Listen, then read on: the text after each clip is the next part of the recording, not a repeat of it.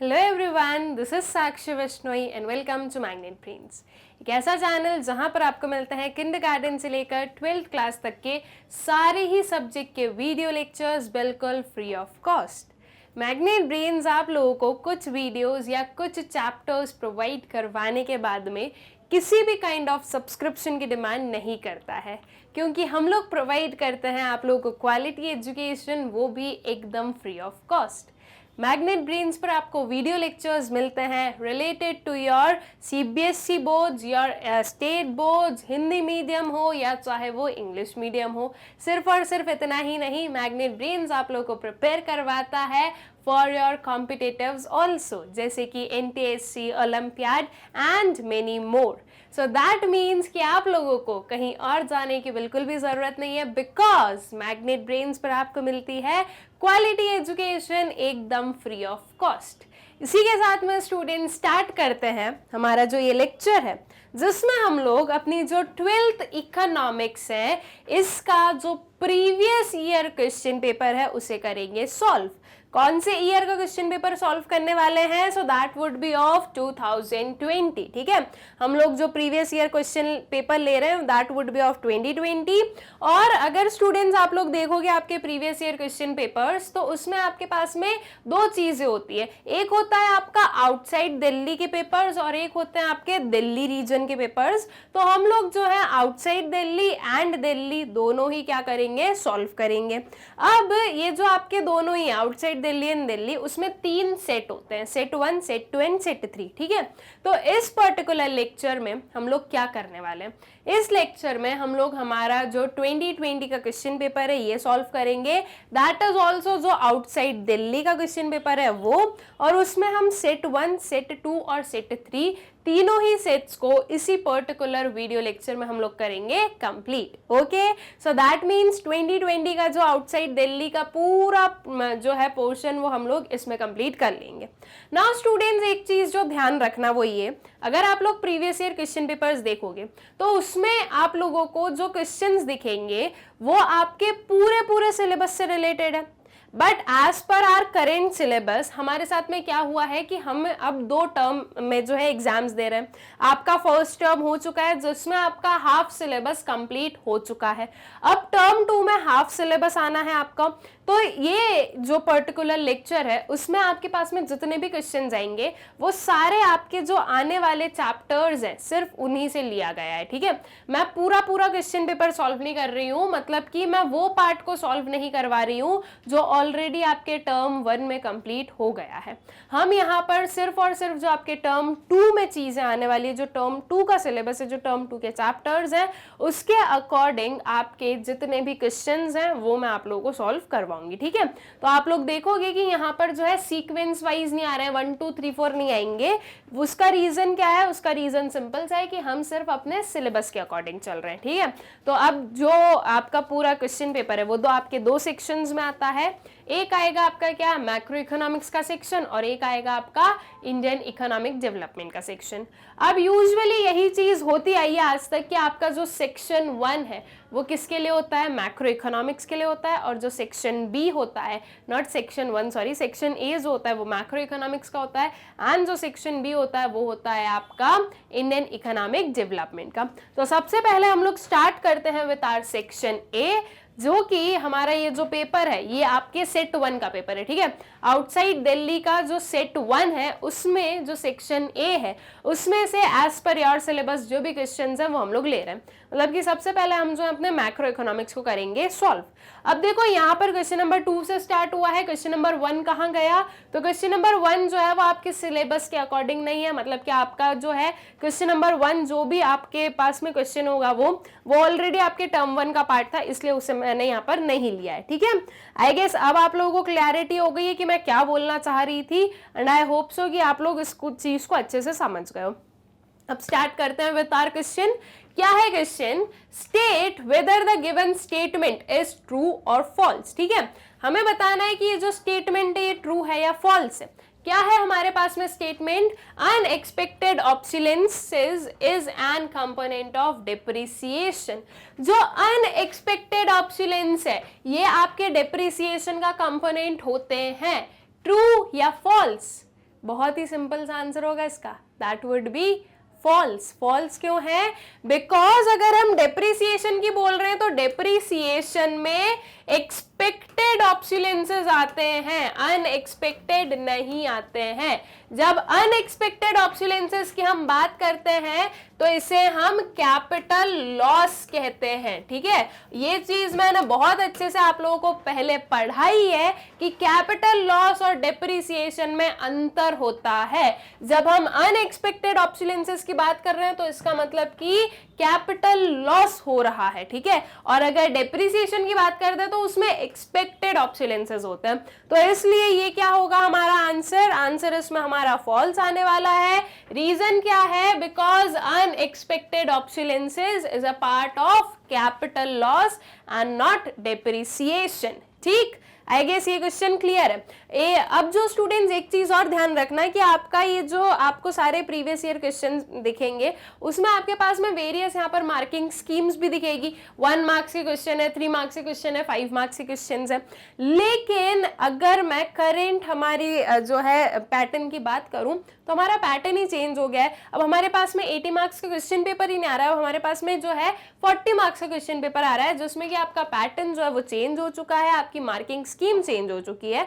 But ये जो previous year questions हैं ये एक काइंड ऑफ जो है आपको हेल्प करेंगे कि हाँ भाई ऐसे क्वेश्चंस पूछे जाते हैं। वहां पर आपकी मार्किंग स्कीम चेंज हो जाएगी तो आपको जो है मार्क्स के अकॉर्डिंग क्या कर देना है, फिर आंसर कर दोगे, ठीक है। तो वो कोई बड़ी बात नहीं है, उतना तो आप लोग बहुत ही इजीली कर लोगे। द थिंग इज कि आप लोगों को बस पता होना चाहिए कि आपको आंसर्स लिखने कैसे हैं, ठीक है। तो आई गेस कि ये वाला क्वेश्चन तो क्लियर होगा।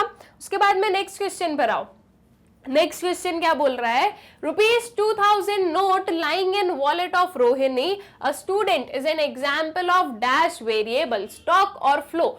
एक स्टूडेंट है रोहिणी, उसके वॉलेट में क्या है? 2000 का नोट, हमें जो है उसके वॉलेट में 2000 का नोट रखा हुआ है। तो वो स्टॉक है या फ्लो है? स्टॉक क्या होता है? Eight a particular point of time, ठीक है। और फ्लो क्या होता है? Over a period of time. अगर मैं बोल रही हूं कि रोहिणी के वॉलेट में 1 ईयर से जो है 2000 रुपीज का जो नोट है वो रखा हुआ है, तो this would be what? Over a period of time. मतलब कि या फिर मैं बोल दूं कि वो 2000 का जो नोट है वो रख के रखती है या वो उस चीज को मेंटेन करके रखती है, तो ये फ्लो हो जाएगा। बट अगर हम लोग देखें तो ये प्रॉपर जो स्टेटमेंट है ये फ्लो में कन्वर्ट हो ही नहीं पा रही है एक्चुअल में जैसे उसे होना चाहिए था। तो आपका जो ये eight a particular point of time, मैं बोल रही हूँ कि रोहिणी के वॉलेट में अभी जो है 2000 का नोट है, तो ये क्या होगा? This would B stock variable, ठीक है। तो इसका करेक्ट आंसर क्या आ जाएगा? स्टॉक, ठीक।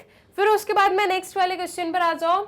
Define intermediate consumption. Intermediate consumption क्या होता है, इसे डिफाइन करो।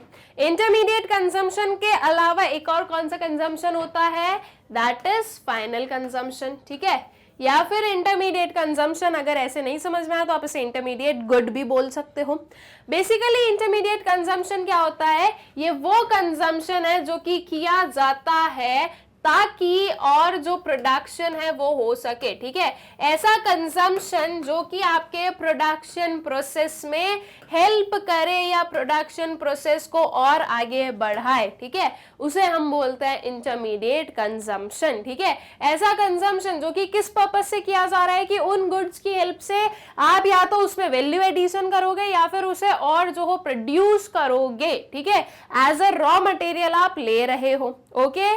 तो ये होता है आपका इंटरमीडिएट कंजम्पशन। अब इसकी प्रॉपर डेफिनेशन हम लोग देख लें। Intermediate consumption refers to the value of non-factor inputs. It primarily includes the value of raw material used in the process of production. ठीक है, क्या आएगा यहाँ पर? वो इसमें क्या चीज इंक्लूड हुई है? Value of raw materials used in process of production, ठीक है। सारे जो रॉ मटेरियल्स को आपने यूज किया है प्रोसेस ऑफ प्रोडक्शन में, प्रोडक्शन प्रोसेस में, उसकी जो वैल्यू है वो आपकी इंटरमीडिएट कंजम्पशन होती है। रॉ मटेरियल सिर्फ और सिर्फ आपके मटेरियल थिंग्स नहीं होते हैं, आप उसको सब कुछ लोगे, ठीक है। उसमें आप जो भी चीजें यूज कर रहे हो, आपके जो भी पर्टिकुलर मटेरियल्स हैं, जो भी पर्टिकुलर आपके आइटम्स हैं जिनकी हेल्प से आपकी जो प्रोडक्शन है वो कंप्लीट हो रही है, या वो सारी चीजें जो आपको प्रोडक्शन में हेल्प करती है, वो सारे ही आपके जो है इसके इंटरमीडिएट कंजम्पशन का पार्ट बनते हैं। ओके, ये भी बहुत ही इजी सा क्वेश्चन था। उसके बाद में नेक्स्ट क्वेश्चन आता है, the sum of factor payments is equal to, choose the correct alternative. जो सम है किस चीज का, फैक्टर पेमेंट्स का, वो किसके इक्वल होता है? Domestic income, national income per capita, real income per capita, national income. Now यहाँ पर जो है ये वाला क्वेश्चन जो है वो थोड़ा सा क्या बन जाता है, हमारा कंफ्यूजिंग क्वेश्चन बन जाता है। क्यों कंफ्यूजिंग क्वेश्चन बन जाता है? देखो सी और डी ऑप्शन जो है उसे तो हम बहुत ही क्लियरली क्या कर सकते हैं, कैंसिल आउट कर सकते हैं कि नहीं ये तो आपका करेक्ट आंसर नहीं होगा, क्योंकि यहाँ पर अभी नेशनल इनकम और डोमेस्टिक इनकम दिया है, तो ऑब्वियस ही चीज है कि इन्हीं में से आपका जो है सही आंसर आएगा जब हम बात कर रहे हैं कि फैक्टर पेमेंट्स की। ठीक है, अब ये बोला जा रहा है कि जो सम ऑफ फैक्टर पेमेंट्स है उस वो किसके इक्वल होती है, डोमेस्टिक इनकम के इक्वल होगी या नेशनल इनकम के इक्वल होगी? अब डाउट ये आता है कि यार सारे फैक्टर पेमेंट्स जो है वो आपके डोमेस्टिक इनकम में भी आते हैं, और जो सारे फैक्टर पेमेंट्स है वही सब आपके नेशनल इनकम में इंक्लूड होते हैं, तो फिर अब करेक्ट आंसर क्या होगा? देखो सीधी सी चीज है, बहुत ही सिंपल वे में हम लोग समझेंगे। डोमेस्टिक इनकम में बेसिकली हम लोग क्या बात करते हैं, जो डोमेस्टिक टेरिटरी है उसमें बात करते हैं। ठीक है, डोमेस्टिक टेरिटरी में जो भी आपका चीजें हो रही है, जो भी आपके प्रोडक्शन या जो ट्रेडिंग है वो हो रही है, तो वो आपके डोमेस्टिक इनकम में आता है। आपके जो नेशनल इनकम है वो आपकी सिर्फ और सिर्फ डोमेस्टिक टेरिटरी तक जो है लिमिटेड नहीं रहता है। नेशनल इनकम जो है उसमें आप लोग रेसिडेंस के हिसाब से कैलकुलेशन करते हो। दैट मीन्स अगर मैं डोमेस्टिक इनकम की बात करूं तो ये हमारी कंट्री या हमारी डोमेस्टिक टेरिटरी में लिमिटेड है, एंड अगर मैं नेशनल इनकम की बात करूं तो ये हमारी जो है टेरिटरी में लिमिटेड नहीं है। अगर हम बोले तो एक जो मेजर कंपोनेंट है आपके नेशनल इनकम का वो क्या हो गया, NFIA, जो कि आपके डोमेस्टिक इनकम का नहीं होता है, net factor income from abroad. ठीक है, ये भी एक काइंड ऑफ क्या है, फैक्टर इनकम है, या कोई ना कोई जो है इसका फैक्टर पेमेंट हम इसे बोल सकते हैं। ओके, तो अब सीधी सी चीज है कि अगर मैं डोमेस्टिक इनकम बोल रही हूं तो उसमें हमारा NFIA तो इंक्लूडेड नहीं है, तो आपने एक फैक्टर पेमेंट को तो छोड़ दिया ना, राइट? और हम बोल रहे हैं कि sum of all the factor payments, तो ये चीज आपके नेशनल इनकम में आती है। सो दैट मीन्स आप इसका करेक्ट आंसर क्या बोलोगे, your option B, that is national income. ठीक है, अगर यहाँ पर नेशनल इनकम नहीं गिवन होता तो आप जो हो डोमेस्टिक इनकम बोल देते। अगर आपके क्वेश्चन में सिर्फ डोमेस्टिक इनकम है और बाकी के जो ऑप्शंस हैं वो कुछ और होते तो आप बोल देते कि ठीक है डोमेस्टिक इनकम हमारा करेक्ट आंसर है, बट यहाँ पर डोमेस्टिक और नेशनल दोनों था, तो यहीं पर जो है आपके कंफ्यूजन जो है वो आता है कि भाई दोनों में से कौन सी चीज जो है वो हमारी करेक्ट बनेगी। बट आई होप सो कि अब आप लोगों को क्लियर हो गया होगा कि क्या हमारा करेक्ट आंसर है, दैट इज नेशनल इनकम। ठीक है, फिर आता है next question, define full employment. Full employment क्या होता है? तो फुल एम्प्लॉयमेंट एक ऐसी सिचुएशन है जहां पर वो सारे लोग जिन्हें काम करना है उन्हें काम मिलता है। दैट मीन्स यहाँ पे इनवॉलेंट्री अनएम्प्लॉयमेंट नहीं होता। अब इनवॉलेंट्री अनएम्प्लॉयमेंट क्या होता है? तो एक ये ऐसी अनएम्प्लॉयमेंट वाली सिचुएशन होती है जिसमें लोग चाहते नहीं है कि वो अनएम्प्लॉयड रहे, लेकिन फिर भी जो है उन्हें काम मिलता नहीं है। तो फुल एम्प्लॉयमेंट की जब हम बात करते हैं तो इसमें हम बोलते हैं कि एक ऐसा एम्प्लॉयमेंट या एक ऐसी सिचुएशन है जिसमें कि वो सभी लोग जिन्हें काम करना है और जो लोग रेडी है और एबल है काम करने के लिए उन्हें काम मिल रहा है और वो लोग वर्क कर रहे हैं, और ये काम उन्हें विदाउट एनी डिफिकल्टी जो है मिल रहा है। ओके, तो इसका आंसर आप क्या लिख दोगे? Full employment refers to a situation when all the workers are able and ready to work at the existing wage rate, are getting work and are employed. ठीक है, फुल एम्प्लॉयमेंट एक ऐसी सिचुएशन होती है जिसमें कि वो सारे वर्कर्स जो कि एबल हैं और रेडी है वर्क करने के लिए, किस पर? एग्जिस्टिंग वेज रेट पर उन्हें जो है वर्क मिल रहा है और वो लोग एम्प्लॉयड हैं। ये हो जाता है आपका फुल एम्प्लॉयमेंट। ठीक है, फिर इसके बाद में नेक्स्ट क्वेश्चन पर आते हैं। क्या है question, if the value of the average propensity to consume APC is 0.8 and national income is 4000 crore, the value of savings will be. आपके पास में गिवन है एवरेज प्रोपेंसिटी टू कंज्यूम की वैल्यू और जो नेशनल इनकम है उसकी वैल्यू, और आपसे बोला गया है कि सेविंग की वैल्यू क्या होगी। देखो बहुत ही सिंपल है इसे फाइंड आउट करना। हमें पता है एपीसी इज इक्वल्स टू क्या होता है, APC is equals to C divided by Y, ठीक है। C is what, your consumption, और वाई होती है नेशनल इनकम। तो एपीसी हम लोग लिखेंगे यहाँ पर 0.8 is equals to C divided by Y है हमारे पास में 4000।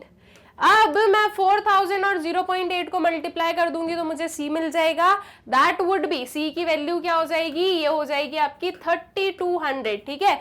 4 into 8 32 होता है, एक वैल्यू के पहले डेसिमल है तो यहाँ से एक जीरो हटा दो, 2 zeros हमने लिख दिए, दैट इज 3200। अब ये तो आ गई कंजम्पशन की वैल्यू, हमें क्या चाहिए, हमें चाहिए सेविंग्स की वैल्यू।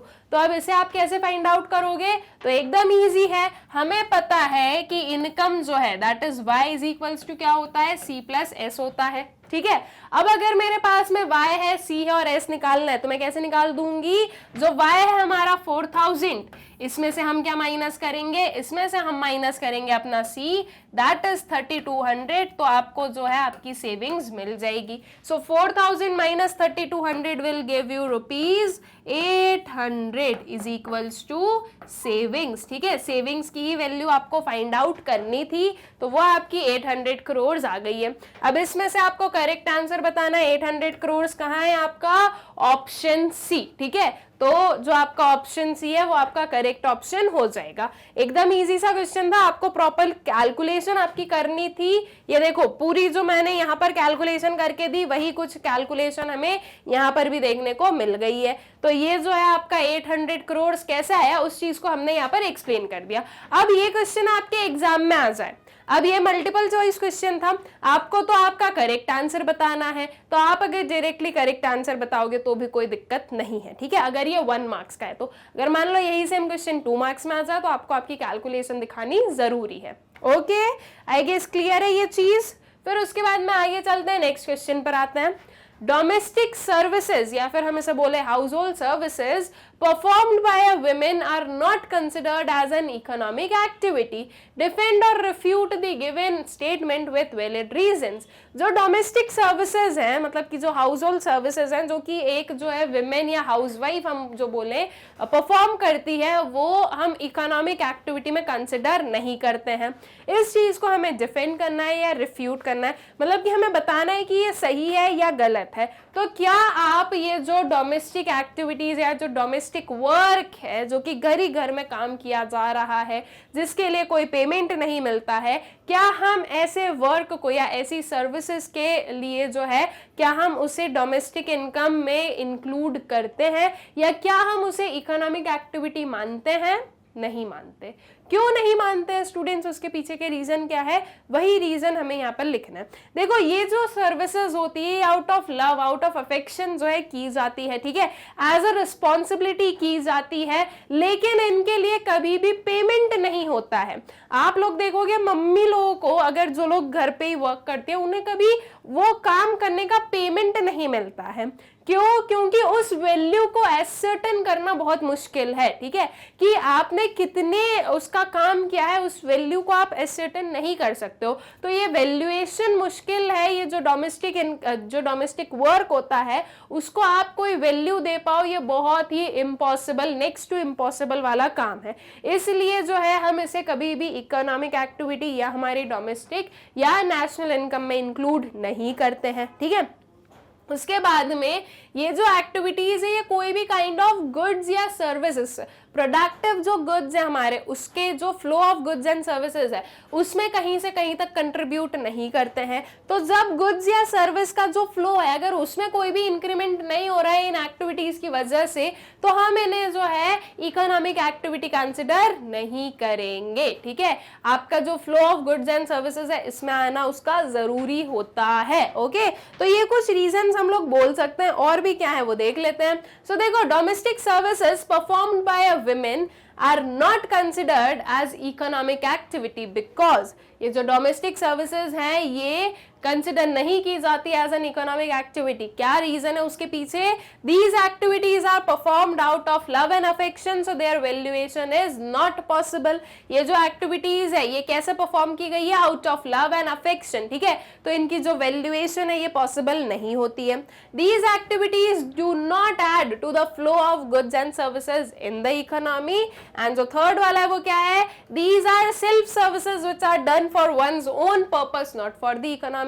ये कुछ सेल्फ सर्विसेज हैं जो कि हम इकोनॉमी के लिए नहीं कर रहे हैं, हम किसके लिए कर रहे हैं? खुद के लिए कर रहे हैं, ठीक है, तो इसलिए भी ये चीजें नहीं इंक्लूड होती। अल्टीमेटली ये जो सर्विसेज है इनकी वजह से गुड ह्यूमन कैपिटल का फॉर्मेशन होता है, बट येट अगर हम देखें तो डायरेक्टली जो चीज की जाती है वो क्यों कि ये हम खुद की जो है सर्विसेज के लिए कर रहे हैं, हमें इकोनॉमी के लिए नहीं कर रहे हैं, ठीक है, तो इसलिए भी इन चीजों को हम लोग इंक्लूड नहीं करते हैं। तो बेसिकली हमें यहाँ पर वही रीजंस बताने थे कि क्यों जो है ये जो डोमेस्टिक एक्टिविटीज होती है इन्हें हम इकोनॉमिक एक्टिविटी में कंसिडर नहीं करते, बिकॉज हमें पता है कि अगर ये एक्टिविटीज ना परफॉर्म की जाए तो आपकी इकोनॉमी स्मूथली वर्क नहीं कर सकती है, बिकॉज फिर जो है गुड ह्यूमन कैपिटल नहीं बनेगा और अल्टीमेटली आपकी जो इकोनॉमी है वो वर्क भी नहीं करेगी। बट स्टिल हम जो ये वैल्यूएबल चीजें, इतनी इंपॉर्टेंट जो एक्टिविटीज है उन्हें हम नहीं कंसिडर करते हैं, तो उसके पीछे के ये कुछ रीजंस हमारे बनते हैं।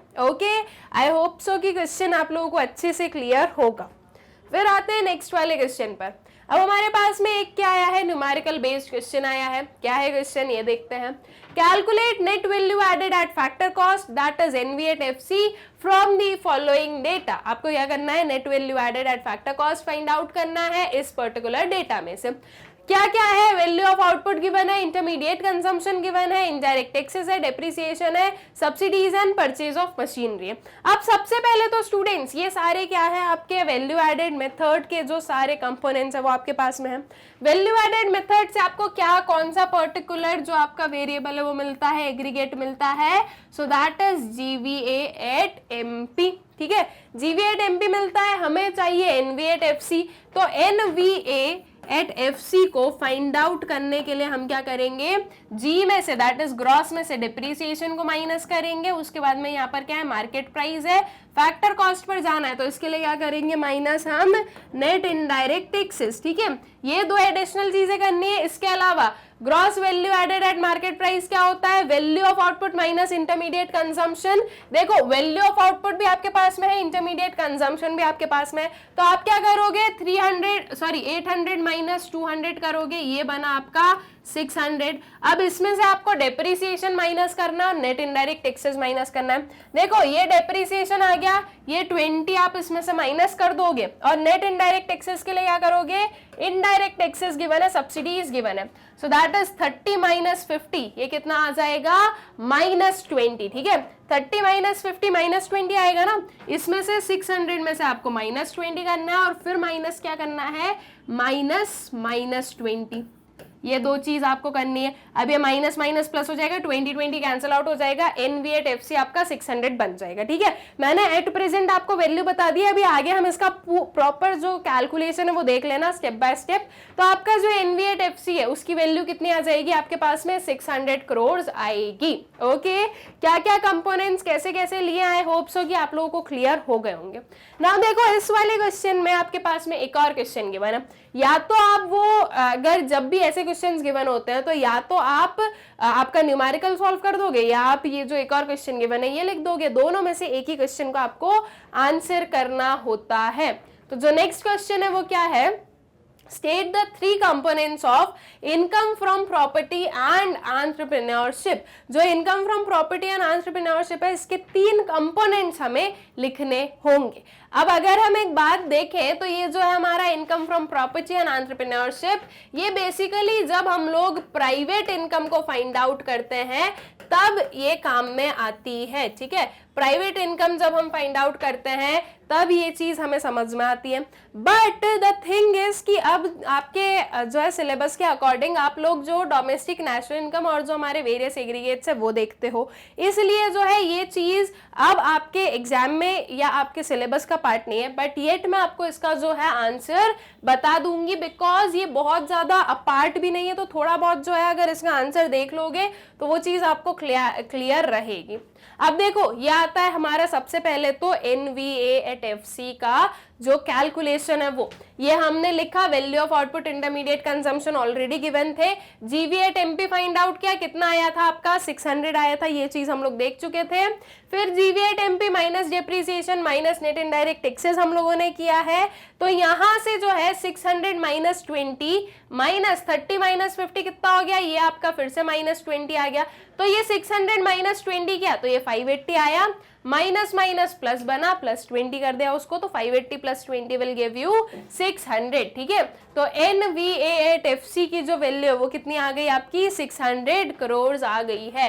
इसके आगे पूरा जो है इस वे में लिख देना करोड़, बिकॉज आपके जो क्वेश्चन है उसमें सारे जो फिगर्स हैं वो करोड़ में ही गिवन है। तो आप क्या लिखोगे, NVA@FC is equals to ₹600 crore. ठीक, आई गेस क्लियर। फिर उसके बाद में आगे चले, जो हमारा नेक्स्ट वाला है that is 3 components of income from property and entrepreneurship, जो हमें बताना है। तो ये आएंगे आपके रेंट, प्रॉफिट एंड इंटरेस्ट। ठीक है, रेंट क्या होता है, रेंट होता है return received for providing land and building. ठीक है, अब देखो इसीलिए मैंने बोला इस चीज को पढ़ लो, क्योंकि हम लोगों ने जो रेंट, इंटरेस्ट, प्रॉफिट, रॉयल्टी ये पढ़े हैं, ये हम लोगों ने पढ़े हैं अपने इनकम मेथड के अंदर, और उसमें भी हमने क्या पढ़ा है कि ये जो है ऑपरेटिंग सरप्लस होता है। आप लोगों ने अगर थोड़ा ध्यान से पढ़ा होगा या कभी मैंने आपको बताया होगा तो आपको पता होगा कि income from property and entrepreneurship ये होते हैं। बट अगर नहीं पता तो आज पता चल गया कि income from property and entrepreneurship में आपके क्या आ जाएंगे, रेंट, प्रॉफिट, इंटरेस्ट आ जाएंगे। ठीक है, तो रेंट क्या होता है, ये वो रिटर्न होता है जो कि रिसीव किया जाता है for providing land and building. ठीक है, लैंड जो होता है, बिल्डिंग जो होती है, या हम बोले कि ये जो हमारी एक कोई भी स्पेस है, कोई भी प्लेस है, उसको जब हम प्रोवाइड करते हैं किसी को तो हमें क्या मिलता है, रेंट मिलता है। तो रेंट हमें यहां से मिला। प्रॉफिट क्या है, प्रॉफिट है जो आपने रिस्क ली है उसके अगेंस्ट मिलने वाला। ठीक है, so return received for providing capital as loan. ठीक है, आपने जो है कैपिटल प्रोवाइड किया एज अ लोन, उसी में तो आपको प्रॉफिट मिल रहा है। या फिर हम ये बोलेंगे कि देखो जो आपका इंटरेस्ट है ना, यहाँ पर थोड़ी सी जो है ना गड़बड़ हुई है, ये इंटरेस्ट जो है ना ऊपर आना चाहिए और प्रॉफिट नीचे आना चाहिए। कई बार क्या होता है ना, आपके जो आंसर्स गिवन होते हैं उसमें भी थोड़ी बहुत दिक्कत हो जाती है, कुछ वो मिस्टेक हो जाती है, तो इसी चीज को मैं कर रही हूँ। जब आप एज अ लोन बोल रहे हो तो लोन पर जो है आपको क्या मिलता है, इंटरेस्ट मिलता है। और जब हम ओनरशिप की बात करते हैं तो ओनरशिप से हमें क्या मिलता है, ओनरशिप से हमें प्रॉफिट मिलता है। ठीक है, तो ये स्लाइड सा जो है ना आप लोगों को यहाँ पर सही कर लेना है कि जो आपका इंटरेस्ट होता है वो होता है वो रिटर्न जो कि आपको कैपिटल पर मिलता है जब आप उसे एज अ लोन प्रोवाइड करते हो। और जब हम प्रॉफिट की बात करें तो it is the return received for providing capital as ownership. ठीक है, बिकॉज प्रॉफिट जो है वो आपको, अगर आप ओनर हो या आपने जो है अपनी ओनरशिप वहां पर दिखाई है तो ही आपको जो है प्रॉफिट मिलेगा, अदरवाइज ऐसा थोड़ी ना कि आपको प्रॉफिट मिल जाएगा। और इंटरेस्ट किस पर मिलेगा, लोन पर मिलेगा। ओके, तो ये जो स्लाइड्स है जो है ना, प्रॉफिट और इंटरेस्ट को ऊपर नीचे कर लो। इंटरेस्ट जो है वो आपको सेकंड वाले पॉइंट में ले जाओ, सेकंड वाले पॉइंट के हिसाब से आपका कैपिटल एज अ लोन पे इंटरेस्ट मिल जाएगा, और थर्ड वाले में कैपिटल एज ओनरशिप में आपको क्या मिलता है, प्रॉफिट मिलता है। ओके, तो आई गेस कि ये जो क्वेश्चन है क्लियर है, ये दोनों ही इसके जो पार्ट्स हैं क्लियर है आपको। इसका जो फर्स्ट वाला जो न्यूमेरिकल पार्ट था वो भी क्लियर है, और जो इसका थ्योरी पार्ट था आई गेस कि ये भी आप लोगों को अच्छे से क्लियर हो गया है। फिर उसके बाद में नेक्स्ट वाले क्वेश्चन पर आता है। क्वेश्चन है, define effective demand, discuss how effective demand can be restored if X and aggregate demand is more than X and aggregate supply। तो अब सबसे पहले हमें क्या करना है, सबसे पहले हमें एक्सप्लेन करना है कि इफेक्टिव डिमांड क्या होती है। तो इफेक्टिव डिमांड कौन सी डिमांड को कहा जाता है? ये वो डिमांड है जो कि हमें इक्विलिब्रियम लेवल पर देखने को मिलती है, राइट। ये होती है आपकी इफेक्टिव डिमांड, मतलब कि एक ऐसी सिचुएशन या एक ऐसी कंडीशन हमारी इकोनॉमी की जिसमें डिमांड इफेक्टिव है। इफेक्टिव किस सेंस में है कि वो आपके एग्रीगेट सप्लाई के इक्वल होती है, ओके। और फिर जो इसका सेकेंड वाला पार्ट है इसी क्वेश्चन का, वो क्या है? Discuss how effective demand can be restored if x and aggregate demand is more then x and aggregate supply. ठीक है, अगर एग्रीगेट डिमांड एग्रीगेट सप्लाई से ज्यादा हो जाए तो हम लोग वापस इफेक्टिव डिमांड पर कैसे पहुंचते हैं? मतलब कि ये वाली जो हमारी सिचुएशन है AD is equals to AS वाली जो सिचुएशन है उस पर आप वापस कैसे पहुंचोगे, ये चीज आपको एक्सप्लेन करनी है कि हम इससे इस पर कैसे जाएंगे। तो देखो सिंपल सी चीज है, हमें पता है कि जब एग्रीगेट डिमांड हमारी ज्यादा होती है किससे? एग्रीगेट सप्लाई से। तो ऐसे केस में हमें यह समझ में आता है कि जो बढ़ती हुई डिमांड है उसकी वजह से जो प्राइजेस हैं वो राइज होते हैं। ठीक है, प्राइजेस राइज होते हैं, इन्फ्लेशनरी गैप हमें देखने को मिलता है। सेकेंड चीज हमें पता है कि जब प्राइजेस बढ़ते हैं तो फिर इसकी वजह से जो सप्लाई है वो भी क्या होती है? वो भी इंक्रीज होती है ना। ये हमें पता है कि लॉ ऑफ सप्लाई के अकॉर्डिंग प्राइस और सप्लाई में डायरेक्ट रिलेशनशिप होता है।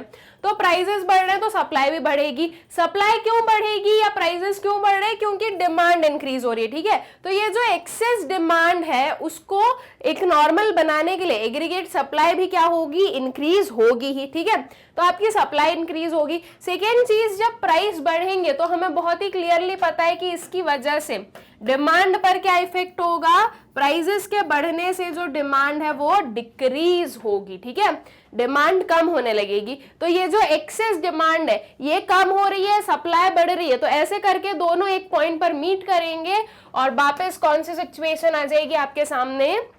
AD is equals to AS वाली सिचुएशन आ जाएगी। ठीक है, तो इस वे से जो है हमारी जो इकोनॉमी है वो फिर से अपनी जो इक्विलिब्रियम कंडीशन है उस पर पहुंच जाती है। ठीक है, या हम ये बोल देंगे हमारी जो इकोनॉमी है वो उसकी इफेक्टिव डिमांड जो है वो वापस अटेन कर लेती है। ठीक, आई गेस क्लियर है ये क्वेश्चन। इसीलिए हम बोलते हैं कि कोई भी जो इकोनॉमी है वो इन इक्विलिब्रियम वाली सिचुएशन में वर्क नहीं करती है, क्योंकि अगर कोई भी ऊपर नीचे होता है, अगर हम इक्विलिब्रियम पोजीशन से जो है अगर डिविएट होते हैं तो जो भी हमारे various forces of demand, supply, prices, ये सब कुछ है, इनकी वजह से फिर से जो है आपकी इकोनॉमी इक्विलिब्रियम पर आ जाती है। ओके, तो अब देखो उसी का आंसर हम लोग देख लेते हैं एक सिस्टमैटिक मैनर में।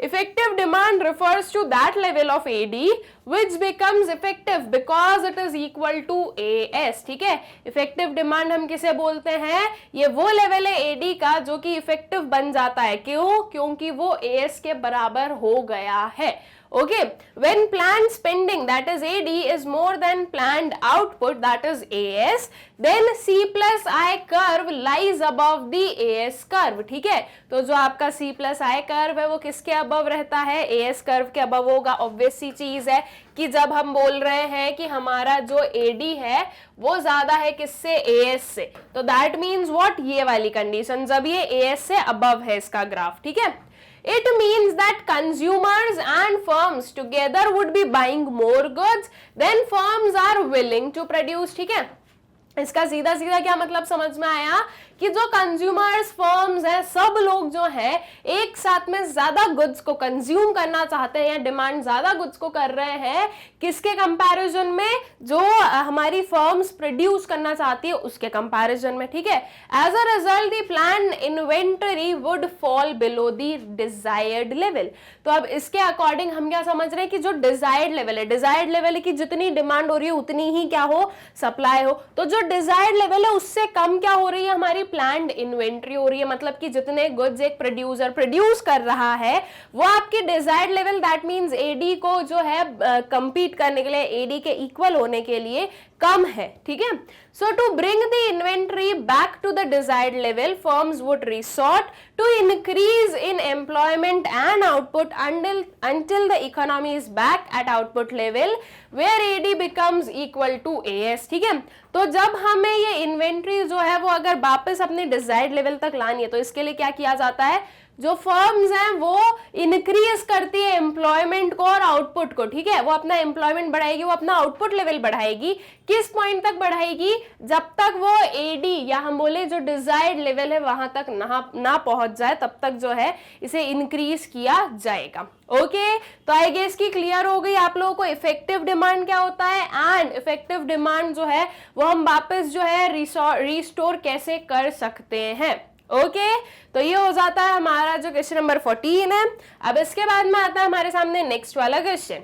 अब नेक्स्ट क्वेश्चन क्या है, देखो अब इसमें जो फर्स्ट पार्ट है वो गिवन है आपके पास में, on the basis of the following information identify whether the economy is in equilibrium और नॉट। ये कुछ इंफॉर्मेशन गिवन है और हमें यह आइडेंटिफाई करना है कि जो आपकी इकोनॉमी है वो इक्विलिब्रियम पर है या नहीं है। क्या क्या गिवन है, autonomous consumption and investment expenditure given है आपके पास में, marginal propensity to save given है और नेशनल इनकम गिवन है। अब अगर इक्विलिब्रियम की हम लोग बात करें स्टूडेंट्स, तो हमारे सामने क्या होती है, दो कंडीशंस होती है। दो कौन सी कंडीशंस होती है, एक होता है आपका AD is equals to AS, एक ये वाला अप्रोच होता है, ठीक है। या तो आप बता दो अगर AD और AS इक्वल है तो हम क्या बोल देंगे, तो हम बोल देंगे कि हमारी जो इकोनॉमी है वो इक्विलिब्रियम पर है, या फिर हम ये बोले कि S is equals to I है, that is saving is equals to investment अगर है तो भी हम बोल सकते हैं कि हमारी इकोनॉमी किस पर है, इक्विलिब्रियम पर है। अब इसके बाद में यहाँ पर आपके पास में इन्वेस्टमेंट एक्सपेंडिचर तो गिवन है, दैट इज ये I गिवन है, ठीक है। AS क्या होता है, AS होती है आपकी नेशनल इनकम, ये भी ऑलरेडी गिवन है, AS is equals to Y होता है, ये चीज हमें पता ही है, तो ये भी गिवन है, ठीक है। क्या गिवन नहीं है, ना तो आपके पास में सेविंग की कोई इंफॉर्मेशन है और ना ही आपके पास में एडी की कोई इंफॉर्मेशन है। अगर मुझे एडी फाइंड आउट करना है तो हम कैसे करेंगे, सी प्लस आई करके, ठीक है। आई तो ऑलरेडी आपके पास में है, C is your consumption expenditure, तो आपको सबसे पहले अपना जो कंजम्पशन एक्सपेंडिचर ये फाइंड आउट करना होगा, ठीक। अगर मुझे एडी फाइंड आउट करना है तो, अगर मुझे सेविंग्स फाइंड आउट करनी है तो मुझे क्या करना होगा, सेविंग्स का फॉर्मूला क्या होता है, y minus C, that is income minus consumption होता है। इनकम आपके पास में है, मुझे कंजम्पशन की रिक्वायरमेंट होगी, तो अब या आपको कंजम्पशन तो दोनों ही केस में निकालना पड़ेगा, ठीक है। तो हम जो है सबसे पहले अपना कंजम्पशन एक्सपेंडिचर फाइंड आउट कर ले और फिर उसके बाद में किसी भी अप्रोच से जो है हम अपना बता देंगे कि इकोनॉमी इक्विलिब्रियम पर है या नहीं है, ठीक है। तो अब कंजम्पशन को आप कैसे निकालोगे, हमें पता है consumption function C is equals to क्या होता है, C is equals to C bar plus BY, ठीक है, ये हमें पता है। What is C bar, autonomous consumption, जो कि यहां पर आपके पास में गिवन है 500, ठीक। B क्या होता है, B का मतलब होता है MPC, गिवन क्या है, MPS गिवन है, तो MPC दैट इज B को आप बहुत ही इजीली फाइंड आउट कर सकते हो। कैसे फाइंड आउट कर सकते हो स्टूडेंट्स, MPC या फिर मैं बोलूं B is equals to 1 minus MPS, ये चीज भी हमें पता है, राइट।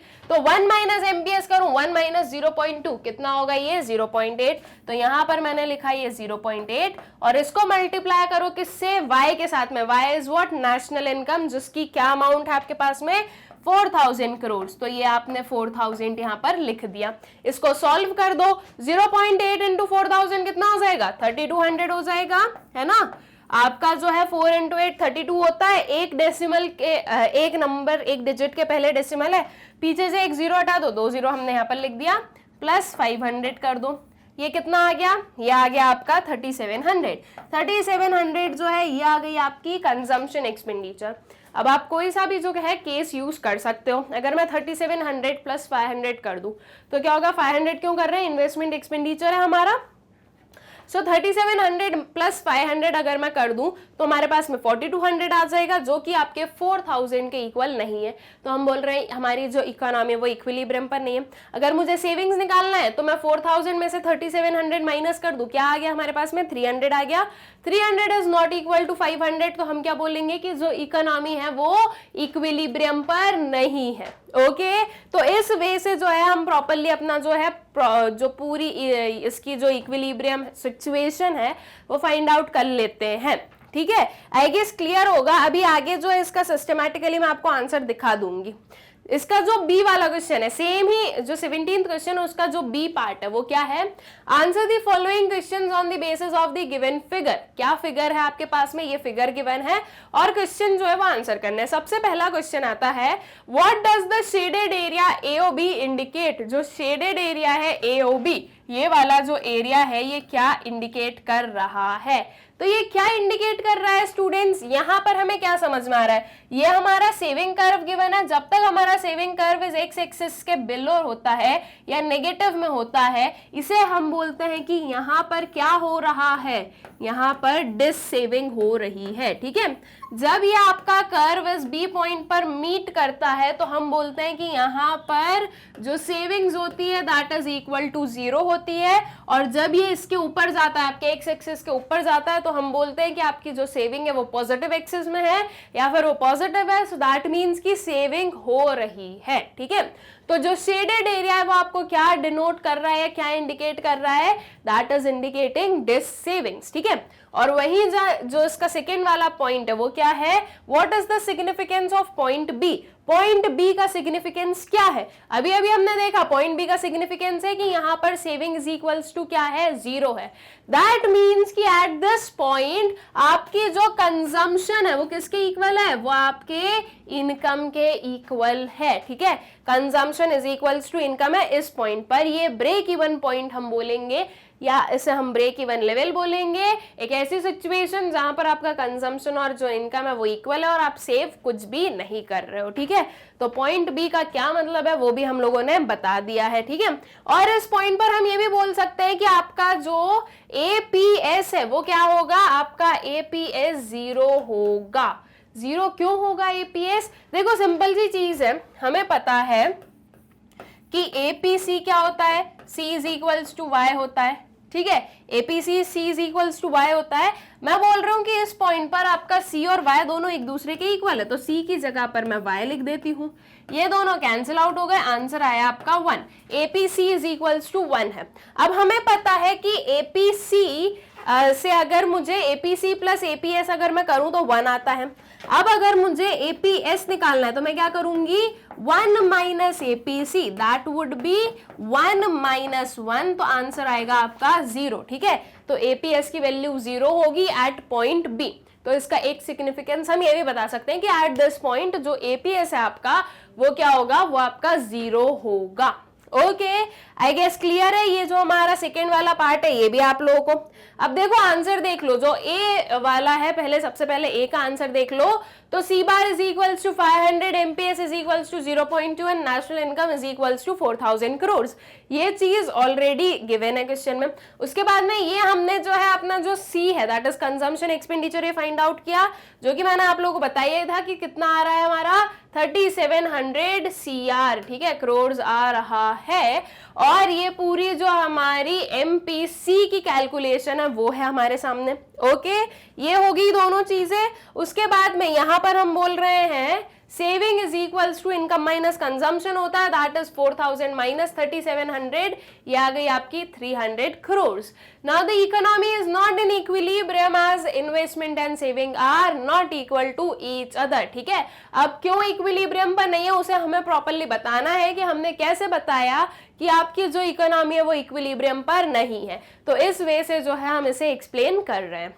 ठीक है, आई गेस ये फर्स्ट वाला क्वेश्चन क्लियर है। अब वही सेकेंड वाले पर आओ तो सेकेंड का मतलब कि बी वाले का जो फर्स्ट है that is the shaded area AOB indicates the dissavings, ठीक है। जो आपका AOB है वो क्या इंडिकेट कर रहा है, डिस सेविंग्स इंडिकेट कर रहा है। And at point B saving is 0 and total income is equal to total consumption which indicates the break even level of the economy। Okay, यही चीज जो मैंने एक्सप्लेन की। ऑल्सो आप ये ऐसे लिख सकते हो कि at this point APS would be equal to 0, और ये 0 कैसे हुआ है उस पूरी चीज को आप एक्सप्लेन कर सकते हो, जो कि मैं अभी अभी आप लोगों को एक्सप्लेन कर चुकी हूं। ठीक, आई गेस क्लियर हो गया ये वाला क्वेश्चन जो है आप लोगों को अच्छे से, ठीक है। फिर नेक्स्ट वाले क्वेश्चन पर आ जाओ। अब देखो, अब हमारे पास में जो है सेक्शन बी स्टार्ट हो गया है। सेक्शन बी मतलब कि आपकी कौन सी book, IED, that is Indian economic development, ठीक है। मैक्रो इकोनॉमिक्स के जो क्वेश्चन थे फॉर आउटसाइड दिल्ली का जो सेट 1 था ऑफ द ईयर 2020 वो हम लोगों ने कर लिए हैं। अब जो है इसका सेक्शन बी पर आते हैं, that is Indian economic development के जो क्वेश्चंस हैं ये हम लोग करेंगे सॉल्व, ठीक है। अब देखो फर्स्ट वाला क्वेश्चन क्या आया है, आपका जो इंडियन इकोनॉमिक डेवलपमेंट है उसके लास्ट के जो चैप्टर्स हैं वो आ रहे हैं आपके लास्ट के जो 4 चैप्टर्स हैं, दैट इज आपका जो एम्प्लॉयमेंट हो गया, इंफ्रास्ट्रक्चर हो गया, देन उसके बाद में आ गया आपका एनवायरमेंट एंड सस्टेनेबल डेवलपमेंट, और जो लास्ट वाला है that is comparative development experiences of India, China and Pakistan, ठीक है। तो ये 4 जो है हमारे चैप्टर्स आने वाले हैं। इन 4 चैप्टर्स के अकॉर्डिंग जितने भी क्वेश्चंस पहले पूछे गए सिर्फ उन क्वेश्चंस को मैंने यहाँ पर ले लिया है। क्वेश्चन देखते हैं क्या है question. The main aim of great leap forward that is GLF in China was to ensure rapid increase of dash. किस चीज के इंक्रीज का जो है किस चीज को इंक्रीज करने के लिए जो ग्रेट लीप फॉरवर्ड थी ये कैंपेन स्टार्ट की गई थी या ये प्रोग्राम स्टार्ट किया गया था। A is agriculture, B is industries, C services and D exports. बहुत ही इजी सा क्वेश्चन है, क्या हो जाएगा इसका answer, your option B that is industries, ठीक है। इंडस्ट्रीज को जो है इंक्रीज करना, इंडस्ट्रीज में रैपिड इंक्रीज करवाने के एम से जो है ग्रेट लीप फॉरवर्ड जो है ये कैंपेन लॉन्च की गई थी, ठीक है। तो आपका करेक्ट आंसर हो गया योर ऑप्शन बी। उसके बाद में नेक्स्ट वाले क्वेश्चन पर आओ। Define disguised unemployment. Disguised unemployment क्या होती है, इसे आपको करना है एक्सप्लेन। क्या होता है डिस्गाइज्ड अनएम्प्लॉयमेंट, एक जो हमारा वर्क है उस पर जरूरत से ज्यादा लोग एम्प्लॉयड होना, ठीक है। जब एक्सेस में जितने जरूरी है उससे ज्यादा लोग अगर एम्प्लॉयड होते हैं तो ऐसी सिचुएशन को हम बोलते हैं डिस्गाइज्ड अनएम्प्लॉयमेंट, ठीक है। ये एक ऐसी अनएम्प्लॉयमेंट वाली सिचुएशन होती है जिसमें अगर हम देखें तो हमें लगता है सब लोग एम्प्लॉयड है, लेकिन एक्चुअल में जो ज्यादा लोग हैं उनसे कोई ज्यादा प्रोडक्टिविटी नहीं हो रही है, ठीक है। जो भी एक यूनिट जितना भी प्रोडक्शन दे सकती है वो उतना दे रही है। अब आप उसमें अगर 10 लोगों को एम्प्लॉय कर रहे हो जो कि उसकी कैपेसिटी है तो भी उतना ही प्रोडक्शन है, और अगर आप 10 से ज्यादा अगर आप 15 लोगों को एम्प्लॉय कर रहे हो तो वो एक्सेस 5 लोगों की वजह से प्रोडक्टिविटी नहीं बढ़ेगी, ठीक है। So that means disguised unemployment एक ऐसी सिचुएशन है जिसमें कि जो मार्जिनल प्रोडक्टिविटी है वो नहीं बढ़ती है, ठीक है। और इसे हम क्या बोलते हैं कि एक ऐसी अनएम्प्लॉयमेंट वाली सिचुएशन है जिसमें देखने को हमें लगता है कि सब लोग एम्प्लॉयड है लेकिन एक्चुअल में सभी लोग एम्प्लॉयड नहीं होते हैं, ठीक है। और एक्चुअल में क्यों नहीं होते हैं, क्यों इसे हम बोल रहे हैं, क्योंकि उनके काम करने से कोई भी जो है एक्सेस प्रोडक्शन हमें देखने को नहीं मिलता है, ठीक। आई गेस क्लियर हो गया। तो अब इसकी जो प्रॉपर डेफिनेशन है वो हम बता दें। Disguised unemployment refer to that unemployment in which more people are engaged in the same activity or work than actually required, ठीक है। क्या बताया इसका आंसर हमने कि डिस्गाइज्ड अनएम्प्लॉयमेंट एक वो अनएम्प्लॉयमेंट है जिसमें कि ज्यादा लोग एंगेज्ड है सेम एक्टिविटी में, एक ही काम को करने में ज्यादा लोग एंगेज्ड है देन एक्चुअली रिक्वायर्ड, ठीक है। रिक्वायरमेंट से ज्यादा लोगों का कहीं पर भी काम करना is known as disguised unemployment, ठीक। I guess clear. उसके बाद में आ जाए नेक्स्ट वाले क्वेश्चन पर। Introduction of economic reforms in China took place in the year जो रिफॉर्म्स हैं चाइना में वो कौन से ईयर में आए थे? 1978, 1980, 1988 and 1991. So the correct answer would be 1978. ठीक है, जो इकोनॉमिक रिफॉर्म्स हैं चाइना में वो 1978 में, जो फर्स्ट वाले स्टार्टिंग वाले अगर आप देखो तो आपको कहां पर कौन से ईयर में देखने को मिले थे? 1978 में. ठीक है, फिर उसके बाद में आते हैं नेक्स्ट वाले क्वेश्चन पर. Compare and analyze the given data of India and China with valid reasons. ये एक हमारे पास में डेटा गिवन है इंडिया और चाइना का, हमें कंपेयर करना है और इसे एनालाइज करना है. देखो क्या गिवन है, annual growth rate of population given है 2015 का, इंडिया में गिवन है आपके पास में 1.2% और चाइना में आपके पास में गिवन है 0.5%. और वही जेंडर रेशियो पर 1000 मेल्स गिवन है, इंडिया में है आपके पास में 929 एंड जो चाइना है उसमें क्या है 941. ठीक है, दैट इज पर 1000 मेल्स इंडिया में आपको 929 फीमेल मिलती है और चाइना में जो है 941 फीमेल देखने को मिलती है. ठीक है, और वहीं हम बोले कि एनुअल ग्रोथ रेट कितना है पॉपुलेशन का, तो इंडिया में 1.2% था इन 2015 के हिसाब से जो डेटा गिवन है, और चाइना में 0.5% था. अब हमें इस डेटा को करना है एनालाइज. देखो हम मान रहे हैं कि चाइना जो है वो मोस्ट पॉपुलेटेड कंट्री है, लेकिन येट अगर हम उसकी एनुअल ग्रोथ रेट देखें तो वो कम है एज कंपेयर टू इंडिया. ठीक है, तो इस चीज को हम प्रॉपरली इस वे में लिखेंगे, मतलब कि प्रॉपर क्या क्या आपको लिखना है वो मैं बता रही हूँ, बाकी एक एक चीज को हम पढ़ ही रहे हैं.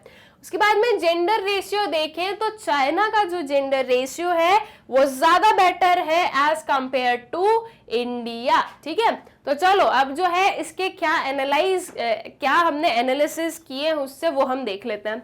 So though China is the most populated country, but its annual rate of population is the lowest 0.5% as compared to India 1.2%. The reason for low growth of population is the one child policy introduced in China in 1979. ठीक है, अब देखो अगर आपके पास में कभी भी ऐसा टेबल वगैरह कुछ आए तो ये नहीं कि सिर्फ जो टेबल में है हमने उस चीज को जो है पैराग्राफ्स या लाइंस के थ्रू लिख दिया, वो चीज नहीं करनी है. आपको जो है आपकी जितनी भी नॉलेज है उसके हिसाब से चलना होगा. ठीक है, कि आप लोगों को आपने जितना भी पढ़ा है वो सब कुछ जो है आपको उस आंसर में लिखना होगा. ऐसा नहीं कि बस जो टेबल में वो लिख दिया, ऐसा नहीं करना है. अब क्या वन चाइल्ड पॉलिसी के बारे में गिवन था टेबल में? नहीं था, लेकिन हमने लिखा क्योंकि हमें पता है और हमने पढ़ा है, राइट, हमारे सिलेबस का पार्ट है, तो हम उस चीज को यहाँ पर लिखने वाले हैं. ठीक है, फिर जो इसका सेकेंड वाला एनालिसिस हमने किया है,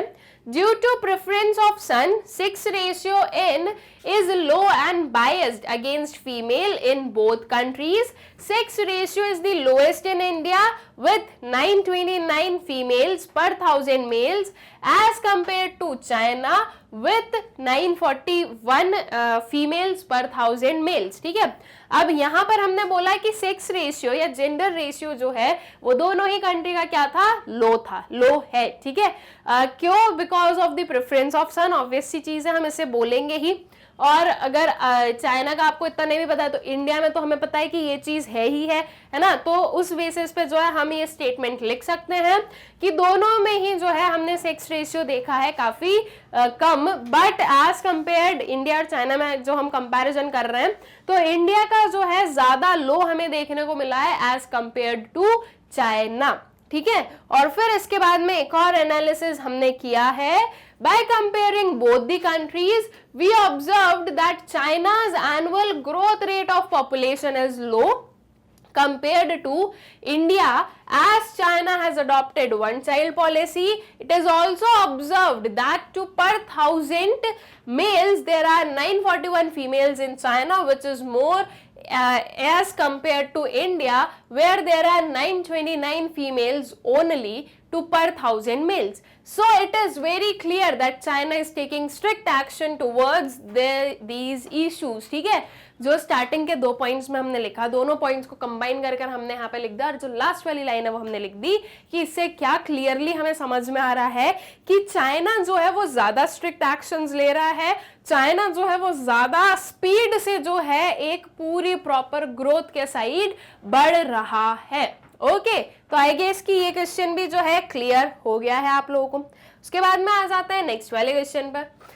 अब है आपके पास में जो क्वेश्चन, डिफाइन द फॉलोइंग। आपके पास 4 चीजें गिवन है और आपको चारों के क्या करना है, डिफाइन करना है, ठीक है, एक्सप्लेन करना है। फर्स्ट है आपकी carrying capacity of environment, second is bio composting, third is sustainable development and fourth is absorptive capacity of the environment. अब आपको जो है ये चारों के चारों एक्सप्लेन करने हैं। आपकी वर्ड लिमिट्स को देखते हुए आपको क्या करना है, अपने आंसर लिखने हैं, ठीक है। ये क्वेश्चन अगर आपका 4-5 मार्क्स का क्वेश्चन है तो आपको प्रॉपरली हर एक चीज को अच्छे से एक्सप्लेन करना है। एंड ऑब्वियसली चीज है, अगर ऐसा कोई क्वेश्चन आपसे पूछा जाएगा जिसमें आपके सामने 4 जो है कंसेप्ट दे दिए कि आपको बताने हैं, तो ऑब्वियस सी बात है कि ये जो है आपको प्रॉपरली क्या बताएगा कि मतलब कि ये जो है आपके ज्यादा वेटेज रखेगा मार्क्स का, ठीक है। तो चलो अब इनको 1 बाय 1 हम एक्सप्लेन कर देते हैं। सबसे पहले आता है क्या, caring capacity of environment. Caring capacity में हमने 2 जो है हमारे एस्पेक्ट पढ़े हैं कि 2 चीजें होनी चाहिए, तब हम बोलेंगे कि आप लोगों का जो भी प्रोडक्शन है, जो भी जनरेशन ऑफ वेस्ट है, वो क्या है, आपके एनवायरनमेंट के केयरिंग कैपेसिटी के अंदर है। क्या चीजें हैं, सो केयरिंग कैपेसिटी इंप्लाइज 2 थिंग्स, 2 चीजें क्या है, resource extraction should remain below the rate of resource regeneration, ठीक है। जो रिसोर्स का एक्सट्रैक्शन है वो किसके बिलो रहना चाहिए, रिसोर्स रीजनरेशन रेट के बिलो रहना चाहिए, ठीक है। मतलब कि हम जो एक्सट्रैक्ट कर रहे हैं वो रिसोर्स जनरेशन से कम हो, रिसोर्स रीजनरेशन का जो रेट है उससे कम हो, ताकि हमने जो एक्सट्रैक्शन किया है वो उसे जो है एनवायरनमेंट के पास में टाइम हो कि वो उन सारे रिसोर्सेज को वापस क्या कर पाए, रीजनरेट कर पाए, और ऐसे वे में हमें जो है किसी भी काइंड ऑफ रिसोर्स की कमी ना हो, स्कैरसिटी ना आए, एंड सेम जो है उसके साथ में क्या चले कि जो एनवायरनमेंट है वो भी डिग्रेड ना हो या एनवायरनमेंट जो है वो एक्सप्लॉइट ना हो, ठीक है। और वही इसका जो सेकेंड वाला पार्ट हम बोलेंगे, that is generation of waste should remain within the absorptive capacity of the environment, ठीक है। जो जनरेशन ऑफ वेस्ट है वो क्या रहना चाहिए, एब्जॉर्प्टिव कैपेसिटी के अंदर रहना चाहिए एनवायरनमेंट के। एब्जॉर्प्टिव कैपेसिटी भी हमें जो है अभी एक्सप्लेन करना है, इसका जो 4th वाला पॉइंट है उसमें। एब्जॉर्प्टिव कैपेसिटी का मतलब क्या कि जो आपकी एनवायरनमेंट है वो उतने वेस्ट को एब्जॉर्ब कर सके, ठीक है। जब तक आप एब्जॉर्प्टिव कैपेसिटी के अंदर जो है वेस्ट जनरेट करते हो तब तक आपको किसी भी काइंड ऑफ पोल्यूशन को फेस नहीं करना पड़ता है। अगर आपकी कंट्री में, अगर आपकी एनवायरनमेंट में, अगर आपकी सोसाइटी में आप पोल्यूशन देख रहे हो, सो दैट इज बिकॉज क्योंकि आपका जो रिसोर्स, आपका जो ये है वेस्ट जनरेशन है वो एनवायरनमेंट की एब्जॉर्प्टिव कैपेसिटी के अंदर नहीं होता है, ओके। तो ये हमारा क्या है, केयरिंग कैपेसिटी ऑफ एनवायरनमेंट हुआ, फर्स्ट वाला point. Then come second one, that is bio composting. Bio composting क्या है, ऑर्गेनिकली जो है आपको आपके जो फर्टिलाइजर्स और ये सब बन रहे हैं उसके हिसाब से, ठीक है। मतलब कि जो भी आपके कुछ प्लांट्स वगैरह हैं जो कि अपने आप कंपोस्ट हो जाते हैं, अपने आप जो है वो किसी उसमें टर्न हो जाते हैं, किसी भी काइंड ऑफ फर्टिलाइजर या किसी में, तो उसे हम बायो कंपोस्टिंग कहते हैं। मतलब कि जो चीज खराब हो गई और वो अगर उसका जो है हम यूज कर सकते हैं तो हमें क्या करना है, वही यूज करना चाहिए, हमें केमिकली प्रोड्यूस्ड चीजों पर नहीं जाना चाहिए।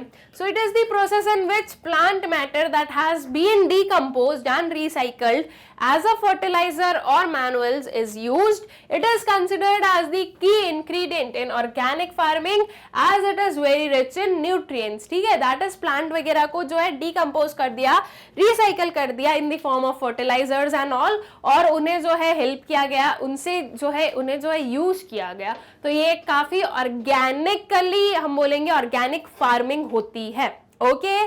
तो आई गेस कि ये दोनों पॉइंट्स जो है हमारे, ये जो दोनों कंसेप्ट हैं ये आप लोगों को क्लियर हो गए हैं, ठीक है।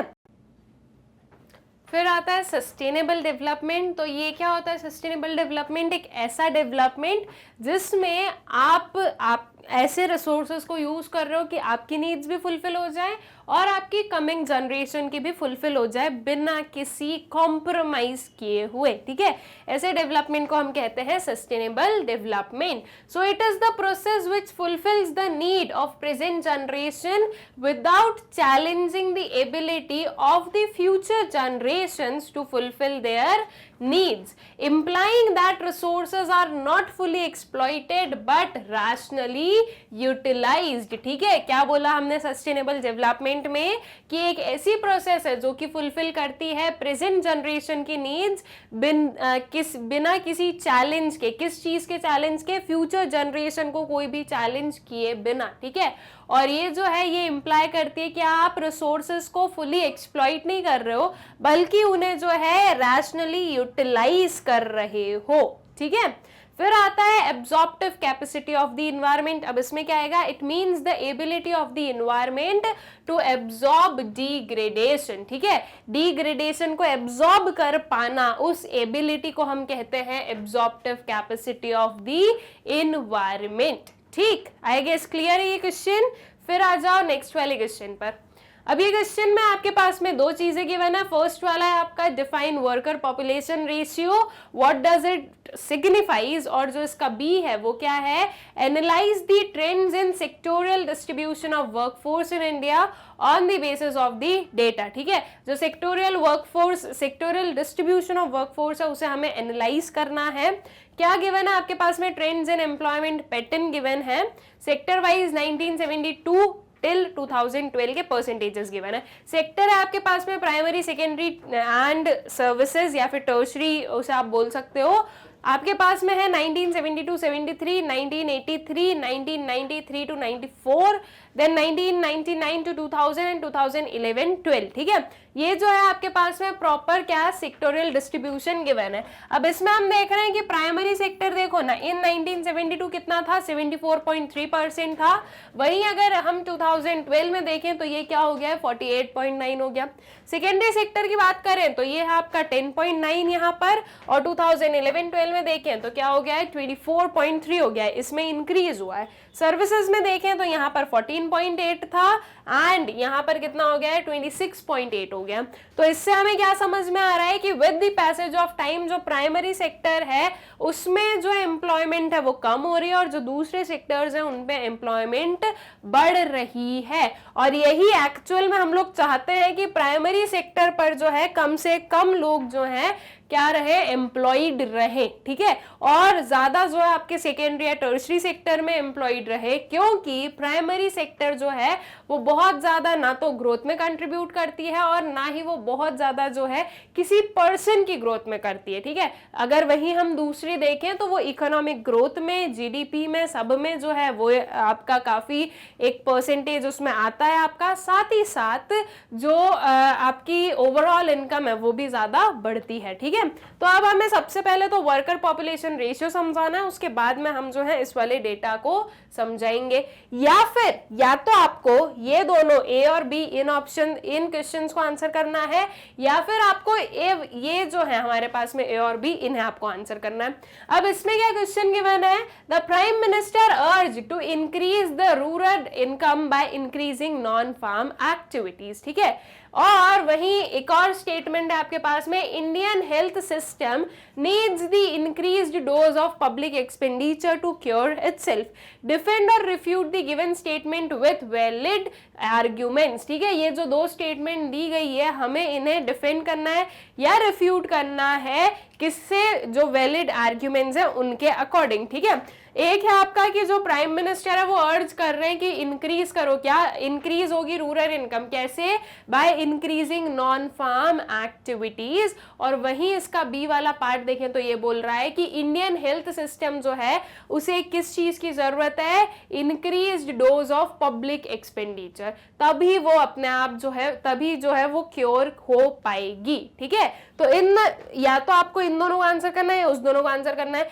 मैं अभी आपको चारों ही जो हमारे हैं ए बी एंड नेक्स्ट वाले के ए बी चारों को मैं आपको एक्सप्लेन कर दूंगी, समझा दूंगी, बट आपको जो है या तो स्टार्टिंग वाले दो करने होंगे या लास्ट वाले दो करने होंगे। ठीक है, अब सबसे पहले आता है हमारे पास में worker population ratio. It is calculated by dividing the total number of workers in India by the total number of population in India and multiplying it by 100. ठीक है, जो आपका वर्कर पॉपुलेशन रेशियो है वो कैलकुलेट किया जाता है कैसे, टोटल नंबर ऑफ वर्कर्स जो है इंडिया में उनको डिवाइड करना किससे, जो टोटल नंबर ऑफ पॉपुलेशन है इंडिया की, और उसे मल्टीप्लाई करना 100 से। मतलब कि जो फॉर्मूला है वो हमने यहाँ पर बता दिया है। Worker population ratio is an indicator which is used to analyse the employment situation in the country.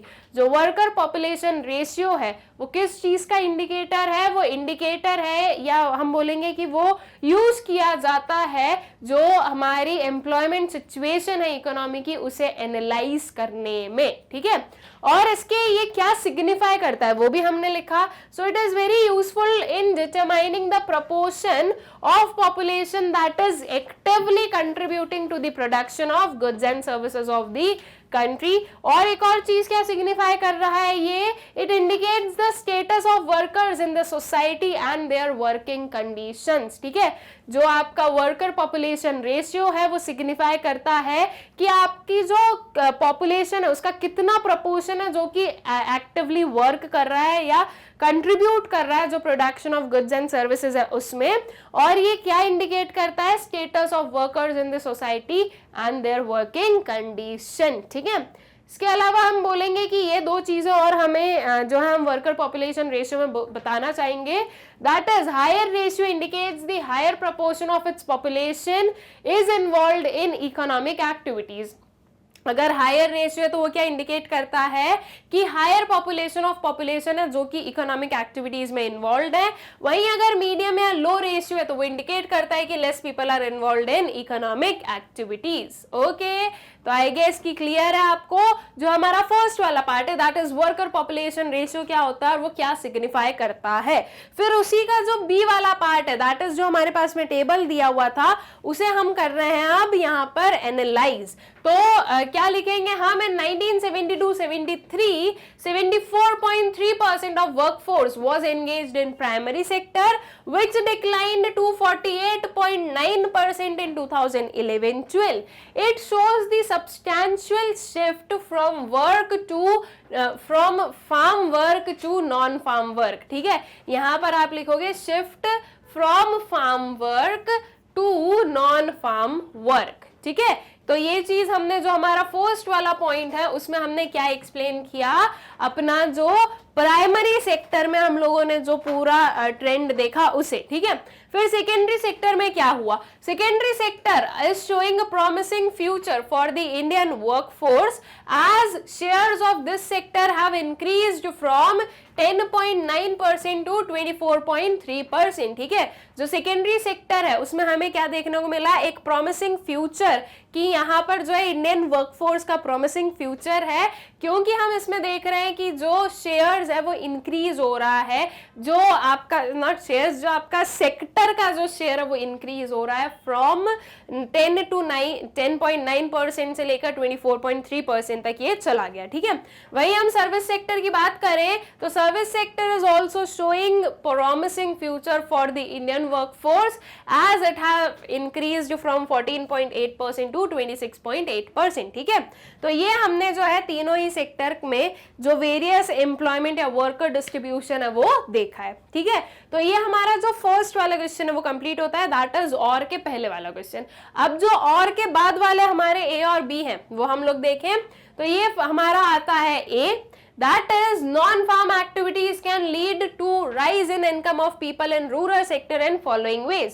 आप लोगों को बोला गया है, फर्स्ट वाली जो हमारी स्टेटमेंट थी कि जो प्राइम मिनिस्टर है वो अर्ज कर रहे हैं कि अगर आप नॉन फार्म एक्टिविटीज को इंक्रीज करोगे तो इसकी वजह से जो इनकम है या जो रूरल डेवलपमेंट है वो इंक्रीज हो सकता है। तो ये चीज हम यहाँ पर लिख रहे हैं कि जो नॉन फार्म एक्टिविटीज है उनसे ये सब कुछ होगा। Now as per our syllabus students, ये जो हमारी ये जो क्वेश्चन है ये किसका पार्ट है, ये है आपके रूरल डेवलपमेंट का पार्ट। ठीक है, और जो रूरल डेवलपमेंट है वो आपके टर्म 1 में ऑलरेडी आ चुका है, राइट। जो आपका रूरल डेवलपमेंट चैप्टर है ये आपके टर्म 1 का पार्ट है। और टर्म 1 हमारा हो चुका है। तो ये जो क्वेश्चन है इसको आपको ज्यादा ध्यान देना नहीं है अभी, क्योंकि अगर मैं नहीं बताती तो आप खुद बोल देते कि मैडम ये जो है ना ये तो हमारे पहले ही आ चुका है क्वेश्चन में। लेकिन देखो उसके अलावा जो उसके और में क्वेश्चन थे उस चीज को समझने के लिए हमें इसे लेना जरूरी था। वहीं अगर मैं बात करूं कि इसके बाद वाला जो हमारा बी वाला पॉइंट दिया हुआ है वो आपके इंफ्रास्ट्रक्चर से रिलेटेड है, इसलिए वो क्वेश्चन लेना जरूरी था, हम इस क्वेश्चन को स्किप नहीं कर सकते। ठीक है, तो ये हमारी जो है कुछ नॉन फार्म एक्टिविटीज है, आप लोग एक बार इसे देख सकते हो। मैं एक्सप्लेन नहीं कर रही हूँ, जो है हम लोग बेफालतू इसका जो है क्या नहीं करेंगे, टाइम वेस्ट नहीं करते हैं। ये हमारी कुछ क्या आती है, कुछ हमारी जो नॉन फार्म एक्टिविटीज है वो आती है। उसके बाद में अब हमारे पास में आता है उसी का जो बी वाला पार्ट है, दैट इज कि अगर हमें हेल्थ सिस्टम को क्योर करना है तो किस चीज की जरूरत है, गवर्नमेंट एक्सपेंडिचर की जरूरत है, पब्लिक एक्सपेंडिचर की जरूरत है, तभी हमारा जो हेल्थ केयर सिस्टम है वो क्योर हो सकता है। क्या ये चीज सही है? यस, ये बिल्कुल सही है। So I defend the statement that Indian health system needs the increased dose of public expenditure to cure itself. As first है आपका लो पब्लिक एक्सपेंडिचर। क्यों है जरूरत? क्योंकि देखो एट प्रेजेंट क्या देखने को मिल रहा है हमें, लो पब्लिक एक्सपेंडिचर जो है ये देखने को मिलता है। So India the health expenditure as the percentage of GDP is abysmally low as compared to some of the major developing countries. It stood at around 4.7% of the total GDP in the year 2014-15. तो जो हमारा expenditure है, जो public expenditure है health पर, वो काफी लो है। इसके लिए हमें जो है मतलब कि जो हमारी कंट्री में जो है पब्लिक एक्सपेंडिचर को बढ़ाना चाहिए। Urban rural divide, people living in rural India do not have sufficient medical infrastructure. Nearly 70% of the population lives in rural areas which have only 20% of total hospital of the country. ठीक है, urban rural divide जो एक हम बोलेंगे कि impartial divide है, rural area में बहुत ज्यादा पॉपुलेशन रहती है येट वहां पर आपको हॉस्पिटल्स कम देखने को मिलेंगी as compare to the urban areas. तो ये चीज भी जो है ये भी सही नहीं है, ये भी जो है पब्लिक एक्सपेंडिचर की हेल्प से ही क्योर की जा सकती है। फिर जो थर्ड वाला पॉइंट आता है that is women and child health issues. More than 50% of married women are in the age group of 15 to 49 years have iron deficiency which has contributed to maternal deaths। ठीक है, जो more than हम बोलेंगे कि 50% women, 50% married women किस as के बीच, किस age group की बात कर रहे हैं, 15 टू 49 ईयर्स की अगर हम बात करें तो इस एज ग्रुप में 50% ऑफ मैरिड वुमेन ऐसी है जिनमें की आयरन डिफिशियंसी हो जाती है और जिसकी वजह से जो है मैटरनल डेथ्स बहुत ज्यादा होती है। ठीक है, infant mortality rate per 1000 live birth in India is 34. Malnutrition and inadequate supply of vaccines lead to the death of millions of children every year। ठीक है, तो ये कुछ रीजंस हैं कि हम बोल रहे हैं कि हमें जो है ये बहुत सारे लैक्यूनास या इनसफिशिएंसी जो है, इनएडिक्वेसी जो है हमारे हेल्थ केयर सिस्टम में वो देखने को मिलती है, जिसकी वजह से हम ये बोल रहे हैं कि पब्लिक एक्सपेंडिचर जरूरी है। क्योंकि सबसे फर्स्ट पॉइंट हमने यही दिया कि लो पब्लिक एक्सपेंडिचर है, तो उस पब्लिक एक्सपेंडिचर को बढ़ाना जरूरी है। ठीक है, तो इसलिए जो है पब्लिक एक्सपेंडिचर जो है वही हमारे हेल्थ केयर सिस्टम को क्या कर सकता है, क्योर कर सकता है। ठीक है, फिर उसके बाद में यहाँ पर जो हमारा आउटसाइड दिल्ली का सेट 1 था ये हो जाता है कंप्लीट। अब हम लोग करेंगे सेट 2 को सॉल्व। ठीक है, अब एक चीज ध्यान देना कि आप लोगों के पास में जो सारे सेट्स आते हैं ना, सेट 1, सेट 2, सेट 3, इसमें आप लोग देखोगे कि बहुत सारे क्वेश्चंस ऐसे हैं जो कि सिमिलर होते हैं, लेकिन कुछ क्वेश्चंस होते हैं जो सिमिलर नहीं होते हैं। तो अब मैं आपको सिर्फ वो वाले क्वेश्चन सॉल्व करवाऊंगी जो कि सिमिलर नहीं है आपके सेट 1 से। ठीक है, सेट 1 में ऐसे कुछ क्वेश्चंस हैं, या हम बोलेंगे कि कुछ क्वेश्चंस है जो कि आपके सेट 1 में भी थे, सेट 2 में भी आपको देखने को मिल रहे हैं, तो उन्हें मैं वापस रिपीट नहीं करवा रही हूँ, सिर्फ जो हमारे चेंजेस हैं वो हम देखेंगे। ठीक है, सिर्फ वो क्वेश्चंस को हम सॉल्व कर रहे हैं जिनमें कुछ ना कुछ चेंज हुआ है। तो अब आउटसाइड दिल्ली का सेट 2 जो है वो होगा हमारा स्टार्ट। आई होप सो कि सेट 1 जो है वो आप लोगों को अच्छे से क्लियर हो गया है। अब सेट 2 का सबसे पहले आता है हमारे पास में सेक्शन ए, जिसमें कि हम लोग अपनी मैक्रो इकोनॉमिक्स को ही करेंगे सॉल्व। ठीक है, क्या क्वेश्चन है वो देखते हैं। If income rises from 50,000 to 60,000, consumption increase from 40,000 to 48,000. In this situation, what will be the value of marginal propensity to consume? बहुत ही इजी सा क्वेश्चन है. एमपीसी आपको फाइंड आउट करना है. एमपीसी को आप फाइंड आउट कैसे करते हो? Change in C divided by change in Y करके. ठीक है, change in consumption divided by change in income हम करते हैं. चेंज इन कंजम्पशन कैसे निकालेंगे? देखो, कंजम्पशन हमें बोला गया है कि 40,000 से 48,000 पर चला गया, मतलब कि पहले हमारा कंजम्पशन कितना था? 40,000 था, फिर 48 हो गया. चेंज इन कंजम्पशन कितने से बढ़ा? 8,000 से बढ़ा है, तो मैंने यहाँ पर जो है 8,000 चेंज इन कंजम्पशन लिख दिया. चेंज इन इनकम कितना है? पहले इनकम 50,000 थी, अब इनकम कितनी हो गई है? 60,000 हो गई है. दैट मीन्स 60,000 माइनस 50,000 कितनी चेंज हो रही है आपकी इनकम? 10,000 का चेंज हमें देखने को मिला. इन दोनों को डिवाइड कर दूं मैं. 8,000 divided by 10,000 that will give you 0.8. तो आपका करेक्ट आंसर क्या होगा? Your option A, that is 0.8. ठीक है, इसकी जो है प्रॉपर आपको कैलकुलेशन यहाँ पर भी दिख जाएगी. हमने बताया हमारा आंसर है 0.80, और बाकी की जो पूरी कैलकुलेशन जो कि अभी अभी मैंने आपको एक्सप्लेन की, वही हमें यहाँ पर देखने को मिली है. आप लोग एक बार इसे देख सकते हैं. बाकी बहुत ही इजी सा ही हमारा क्वेश्चन था. ठीक, फिर उसके बाद में आ जाओ नेक्स्ट वाले क्वेश्चन पर. डिफाइन इन्वेंटरी, या फिर हम उसे स्टॉक बोल रहे हैं. ठीक है, मतलब कि बेसिकली हमें स्टॉक एक्सप्लेन करना है. तो स्टॉक क्या होता है? स्टॉक वो एक हमारा मेजर होता है या वेरिएबल होता है जो कि पर्टिकुलर पॉइंट ऑफ टाइम पर कितना है. ठीक है, मतलब कि अगर मैं इन्वेंटरी की बात करूं, और वो भी इन्वेंटरी में आपको स्टॉक, इन्वेंटरी को जो है स्टॉक से बताना है आपको, तो इन्वेंटरी क्या होगा?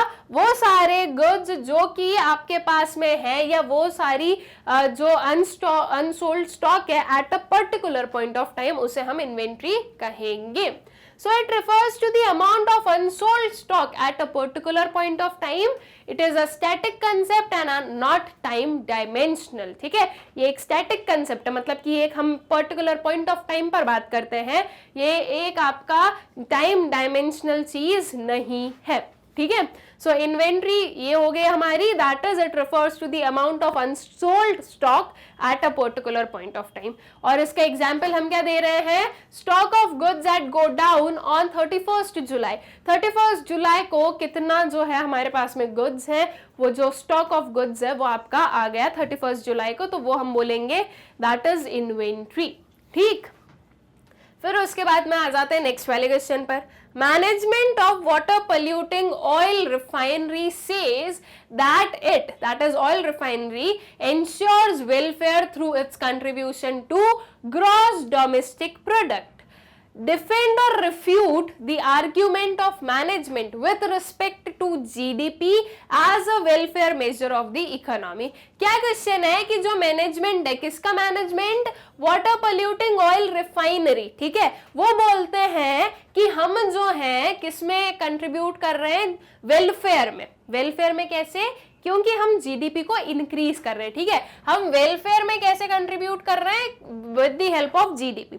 अब देखो, जो ऑयल रिफाइनरी है उससे जीडीपी इंक्रीज हो रहा है, लेकिन क्या उससे वेलफेयर इंक्रीज हो रहा है? That is water polluting oil refinery. वो जो ऑयल रिफाइनरी वो वाटर को पोल्यूट कर रही है, तो क्या वो वेलफेयर है? नहीं, वो वेलफेयर नहीं है. हम लोगों ने एक कंसेप्ट पढ़ा है अपने इस चैप्टर में, that is GDP and welfare. हमें पता है कि जरूरी नहीं है कि increasing GDP means increasing welfare.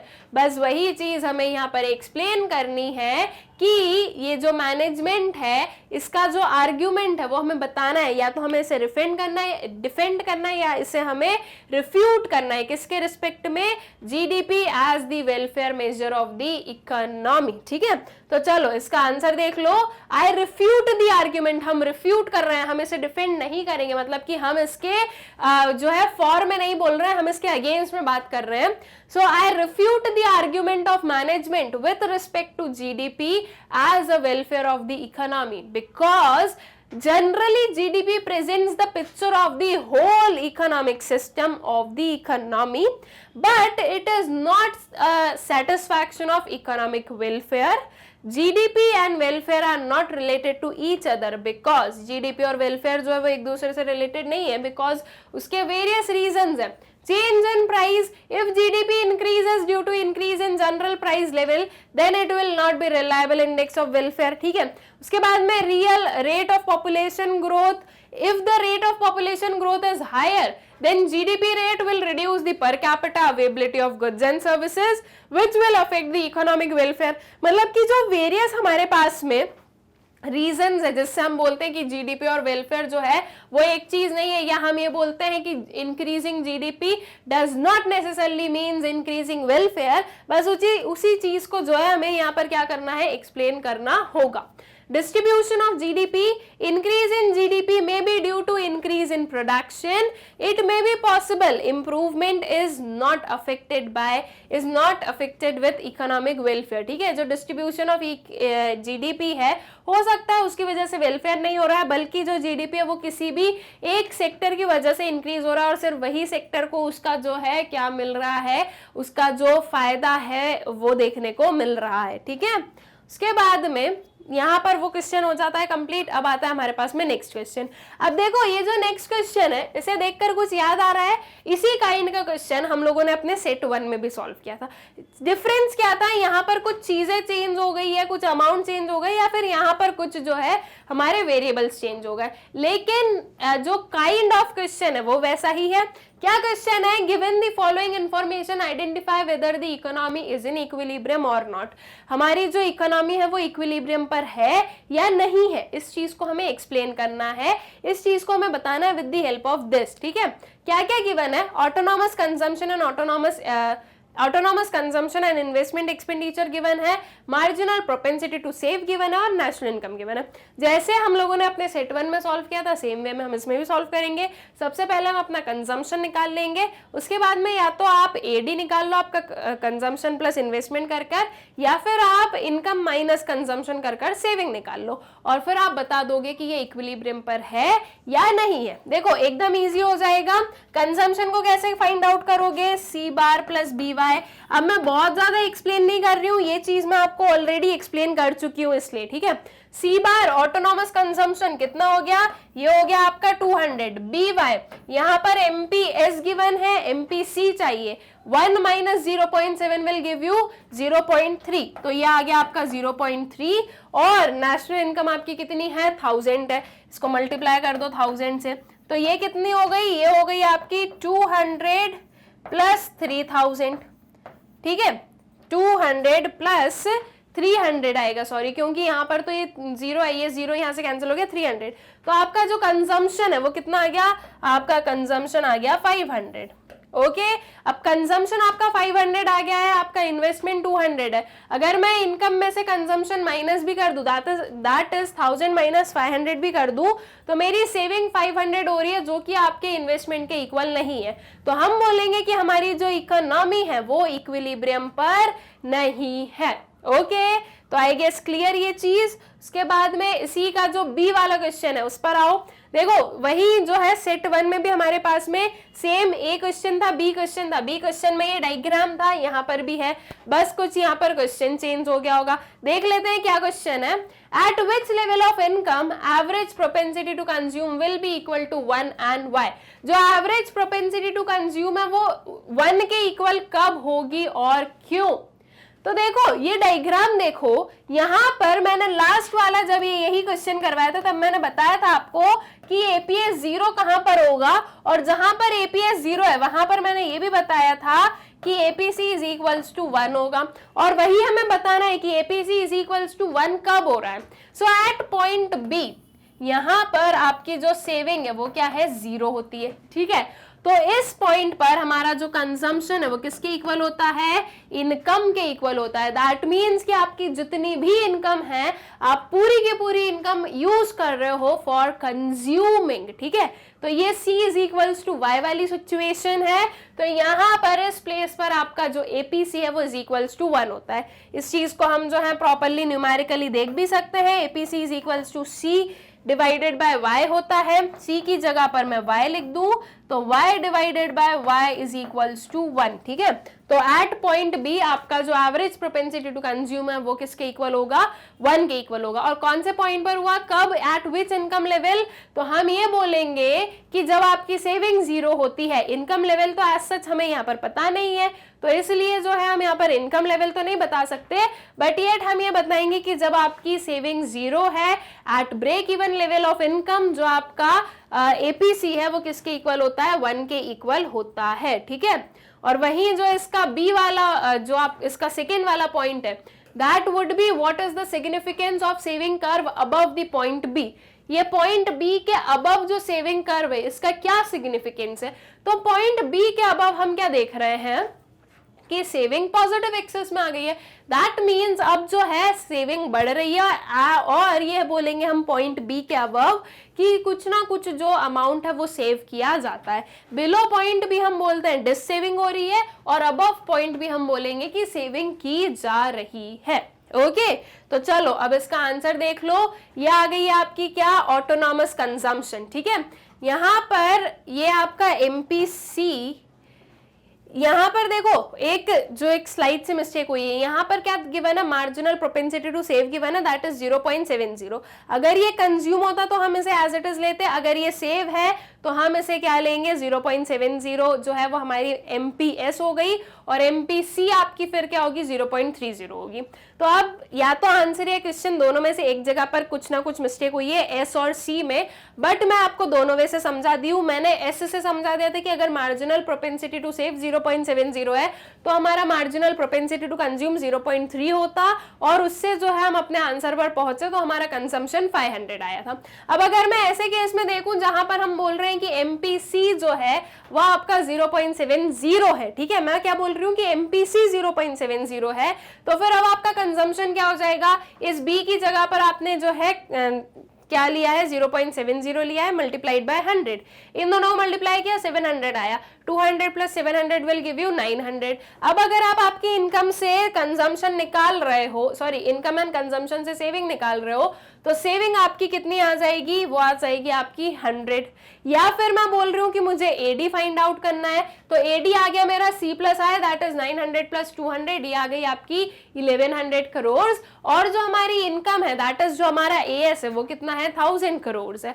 तो 1000 एंड 1100 दोनों एक दूसरे के इक्वल नहीं है, तो इसलिए हम बोलेंगे कि economy is not in equilibrium as AD and AS are not equal to each other. Okay तो आई गेस क्लियर है। देखो इसमें कंफ्यूज मत होना है कि मैम वहां पर एपीएस था, सॉरी एमपीएस था, यहाँ पर एमपीसी ले लिया, वो एक स्लाइड सा कुछ हो गया है, कोई दिक्कत नहीं है। मैंने आपको एमपीएस से भी एक्सप्लेन कर दिया, मैंने आपको एमपीसी से भी एक्सप्लेन कर दिया। तो देखो सेम क्वेश्चन में हमने जो है दो आंसर्स या दो वे से जो है उसे सॉल्व कर बता दिया है। अब इसका जो बी वाला पॉइंट है हमारा, बी में जो फर्स्ट वाला क्वेश्चन है उसका आंसर करते हैं। At point B at this level APC will be equal to 1, ठीक है। हमें बोला गया था, पूछा गया था कि एपीसी 1 कब होगा, तो हम बता रहे हैं कि पॉइंट बी पर जो है आपका जो एपीसी है वो इक्वल टू 1 होगा। So APC is equal to 1 because at point B saving is 0, it means consumption is equal to income, ठीक है। So APC is equals to C divided by Y is equals to Y divided by Y is equals to 1। अब वही APC is equals to 1 and APS is equals to 1 minus APC. So 1 minus 1 is 0. APC यहाँ पर क्या हो गया, 0 हो गया. So sorry, APS यहाँ पर क्या हो गया, 0 हो गया. So point B is also known as break even point as Y is equals to C होता है यहाँ पर, ठीक है. तो I guess clear है ये वाला जो हमारा इसका फर्स्ट वाला पार्ट है. इसके आते हैं अब सेकेंड वाले पार्ट पर. Above the point be income is greater than consumption, ठीक है. पॉइंट बी के अबव हम क्या बोल रहे हैं कि जो इनकम है वो किससे ग्रेटर है, कंजम्पशन से ग्रेटर है. कैसे बताया, क्योंकि आपकी कुछ ना कुछ अमाउंट सेव हो रही है, इसलिए हम बोलेंगे कि इनकम जो है वो ग्रेटर होता है आपके कंजम्पशन से. It means y is more than c, hence savings are positive to the right of the break even point, ठीक है. जो सेविंग है वो पॉजिटिव होती है किसके राइट में, ब्रेक इवन पॉइंट पे. बी आपका ब्रेक इवन पॉइंट था, इसके राइट में जो जो है आपकी सेविंग्स आपने क्या देखी कि वो पॉजिटिव थी। ओके, तो आई गेस कि ये दोनों ही क्वेश्चन जो है अच्छे से क्लियर हो गए आप लोगों को। इसका ए पार्ट एंड बी पार्ट दोनों ही जो है अच्छे से क्लियर हो गया होगा। ओके, फिर आते हैं नेक्स्ट क्वेश्चन पर। अब है हमारे पास में सेक्शन बी का क्वेश्चन। ठीक है, section A of your set 2 complete हो गया है, जो कि सेट 1 में क्वेश्चंस नहीं थे, जो अलग थे वो वाले हमने देख लिए। अब सेट बी पर आते हैं, सॉरी सेक्शन बी पर आते हैं, that is Indian economic development के क्वेश्चन है। इसमें क्या क्वेश्चन है, which of the following countries adopted one child policy as a measure to control population. बहुत ही इजी आंसर है इसका, तो India, China, Pakistan, Russia, that would be your option B, China.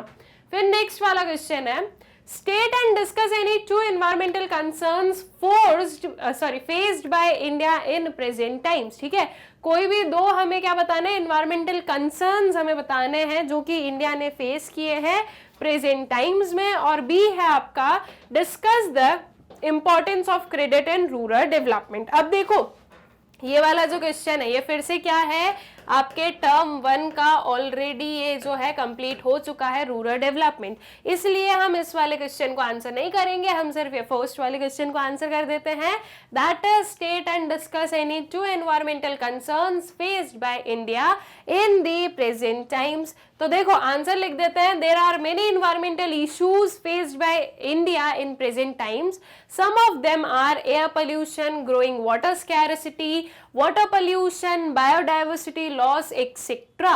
Here 2 environmental concerns are as follows। ठीक है, first है आपका air pollution. कोई भी 2 आपको एक्सप्लेन करना है, हमने ये 2 लिए, आपको कोई और एक्सप्लेन करना है आप वो भी एक्सप्लेन कर सकते हो। Air pollution is one of the worst pollution affecting India. Average life expectations are likely to go down for more than 1 year due to air pollution. India have most polluted cities in the whole world. India ranks 141 out of 180 countries in terms of air pollution. ठीक है, तो air pollution जो है वो basically क्या है कि आपकी जो एयर है उसमें हार्मफुल सब्सटेंसेस का प्रेजेंट होना। तो ये जो एयर पोल्यूशन है वो इंडिया में बहुत ही ज़्यादा है और बहुत ही ज़्यादा रैपिड स्पीड से इंक्रीज भी हो रहा है, जिसकी वजह से लाइफ एक्सपेक्टेशंस, जो लाइफ एक्सपेक्टेंसी है वो भी क्या हो रही है, कम हो रही है। ठीक है, और एनवायरनमेंट भी हार्म हो रहा है, सारे जो लिविंग नॉन लिविंग सारे जो ऑर्गेनिज्म सब पर इसका इफेक्ट हो रहा है। Then groundwater depletion, it is one of the biggest threat because as groundwater is declining, it is affecting food security and livelihood in the country. It is also responsible for most of the country's agricultural production and food crisis. ठीक है, जो ground water depletion है वो क्या है, एक biggest threat है। किस चीज में बिगेस्ट थ्रेट है, क्यों, बिकॉज अगर ग्राउंड वाटर डिक्लाइन होगा तो फूड सिक्योरिटी पर जो है थ्रेट हुआ। उसके बाद में हम बोलेंगे कि जो लाइवलीहुड है कंट्री का उस पर आपको क्या देखने को मिलेगा, एक काइंड ऑफ थ्रेट। या हम बोले कि देखो बिना पानी के जीवन जो है वो पॉसिबल है ही नहीं, तो बस वही चीज जो है यहाँ पर एक कंसर्न बन रही है हमारा। ठीक है, और वही इसका जो बी वाला क्वेश्चन है that is the part of your term 1 syllabus, तो उसका हम आंसर नहीं कर रहे हैं। फिर इसके बाद में हमारे पास में जो है आउटसाइड दिल्ली का सेट 3 आता है। सेट 2 में जो भी एक्स्ट्रा क्वेश्चंस थे वो हम लोगों ने कर लिए। अब सेट 3 में भी हम सिर्फ वही क्वेश्चंस को आंसर कर रहे हैं जो कि आपके सेट 2 या सेट 1 का पार्ट नहीं है। ठीक है, तो जो एक्स्ट्रा क्वेश्चन है, जो हम बोलेंगे कि जो थोड़े डिफरेंट क्वेश्चन है उनको हम आंसर कर देते हैं। इसका सेक्शन ए आता है, that is of your macroeconomics. क्या है question, if the value of average propensity to save APS is 0.2 and national income is 4000 crores, then consumption will be। जो एवरेज प्रोपेंसिटी टू सेव की वैल्यू कितनी है, 0.2 है, नेशनल इनकम कितनी है, 4000 है, आपको कंजम्पशन बताना है। बहुत ही सिंपल है, अभी तक जो क्वेश्चन किए उसमें इस चीज को हम सॉल्व कर चुके हैं। C इज इक्वल्स टू क्या होता है, C बार प्लस BY होता है। ऑल राइट, अब आपके पास में जो है आपको क्या बताना है, आपको बताना है कंजम्पशन। अब क्या आप इस वे से बता सकते हो, नहीं बता सकते, क्योंकि आपके पास में C बार नहीं है, लेकिन हम किसी और वे से तो बता सकते हैं। क्या है वो वे, देखो एपीएस आपके पास में गिवन है। एपीएस हमें पता है क्या होता है, सेविंग डिवाइडेड बाय इनकम होती है। ठीक है, आपके पास में एपीएस है 0.2, इस इनकम को मैं मल्टीप्लाई कर दूं, यहां पर लिख दूं 4000। इज इक्वल्स टू क्या बन जाएगा, हमारी सेविंग बन जाएगी। नाउ 4000 इंटू 2 कितना होगा, 4 इंटू 2 कितना होता है, 8 होता है। जीरोस लगा दो, ये 2 जीरो लगाए, यहाँ पर एक डिजिट के पहले डेसिमल था, एक जीरो हट गया। 800 इज इक्वल्स टू क्या आ गई, हमारी सेविंग आ गई। हमें चाहिए क्या, कंजम्पशन, तो हम इनकम और सेविंग से कंजम्पशन निकाल सकते हैं, बहुत ही इजीली निकाल सकते हैं। आप क्या करोगे, कंजम्पशन को फाइंड आउट करने के लिए income minus saving, that is 4000 minus 800 कर दो, कितना आ गया consumption, 3200 crore, that is your option B. ठीक है, ऑप्शन बी में हमें क्लियरली दिख रहा है 3200 करोड़ यहाँ पर गिवन है, तो आपका आंसर भी वही होगा। उस चीज को पूरा यहाँ पर जो है मैंने सॉल्व करके बता दिया, जो कि अभी अभी मैंने आपको एक्सप्लेन किया। आंसर आपका कितना आ गया है, 3200 करोड़ आ गया है। ओके, आई गेस क्लियर हो गया ये क्वेश्चन। उसके बाद मैं आ जाऊं नेक्स्ट वाले क्वेश्चन पर। Define unplanned inventories stock. ठीक है, अनप्लैन्ड इन्वेंट्रीज क्या होता है ये हमें डिफाइन करना है, ये हमें बताना है। वो इन्वेंट्रीज या वो हमारे अनसोल्ड स्टॉक जो कि हम लोगों ने प्लान नहीं किया था, that would be your unplanned inventories. ठीक है, देखो इसकी प्रॉपर्ली हम कैसे लिखेंगे, it refers to change in stock which has incurred unexpectedly due to unexpected fall in sales। ठीक है, हमने सोचा था कि at the end of the year हमारे पास में इतना स्टॉक बचेगा, लेकिन उससे ज्यादा स्टॉक बच गया, तो वो हमने प्लान नहीं किया था। ठीक है, दैट इज अनप्लान्ड। और ये क्यों बचा, क्योंकि जो सेल्स हैं उसमें हमें डिक्लाइन देखने को मिला, वो जो है फॉल होता हुआ हमें दिखा, इसलिए हमारा जो क्लोजिंग स्टॉक है जितना हमने प्लान किया था उससे ज्यादा हमें देखने को मिला है। ठीक है, firms are left with unsold goods, this increase the closing stock of the year. ठीक है, this increases the closing stock of the year. All right, फिर आता है नेक्स्ट क्वेश्चन। अब फिर से वही एक न्यूमेरिकल बेस्ड क्वेश्चन है, देख लो क्या गिवन है। Given the following information, state whether the economy is in equilibrium और नॉट। इक्विलिब्रियम में है या नहीं है वो हमें एक्सप्लेन करना है। Autonomous consumption and investment expenditure given है 700 करोड़ का।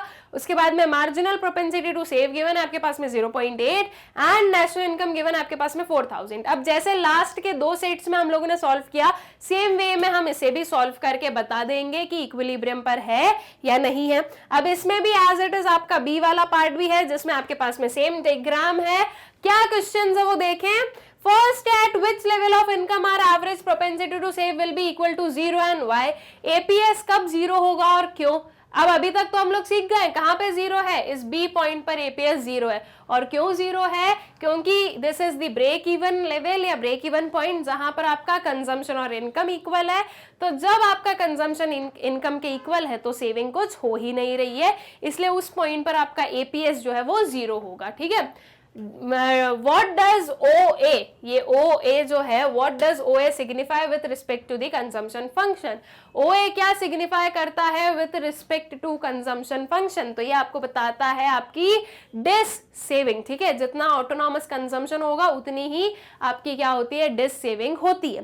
देखो इससे हमें ये समझ में आया है, ये जो सेट्स आते हैं हमारे पास में उनमें थोड़े डिफरेंट क्वेश्चन आते हैं, बट रिलेटेड क्वेश्चन आते हैं एक दूसरे से। ठीक है, एकदम एग्जैक्टली सेम नहीं आता है। जैसे कि अगर ये वाला क्वेश्चन ही ले लो तो तीनों ही सेट में जो है आपके पास में कोई एक न्यूमेरिकल और ये डायग्राम के साथ में क्वेश्चन पूछ लिया गया। वहीं अगर हम कोई और क्वेश्चंस लें तो सेम चैप्टर से आपका जो है डिफरेंट क्वेश्चन बनकर आ जाता है। तो दैट मीन्स कि हर एक सेट में लगभग सारे सेम क्वेश्चंस ही आते हैं, है ना। अब यहाँ पर ये फर्स्ट वाले को आंसर कर दे हम लोग, तो देखो क्या गिवन है। देखो ये जो चीज है ना, इसको APS मत लेना, इसको C कर लेना। ठीक है, मार्जिनल प्रोपेंसिटी टू कंज्यूम ले लेना 0.8, अदरवाइज आप लोग कंफ्यूज हो जाओगे। This would be marginal propensity to consume. ठीक है, ये MPC है। ओके, तो फर्स्ट वाले को आंसर करते हैं। The economy is in equilibrium when AD is equals to AS, that is why हम इसे बोल सकते हैं। गिवन है हमारे पास में क्या, ऑटोनॉमस कंजम्पशन या फिर investment expenditure, that is 700 crore का। मार्जिनल प्रोपेंसिटी टू कंज्यूम है आपका 0.8, नेशनल इनकम है आपकी 4000 करोड़।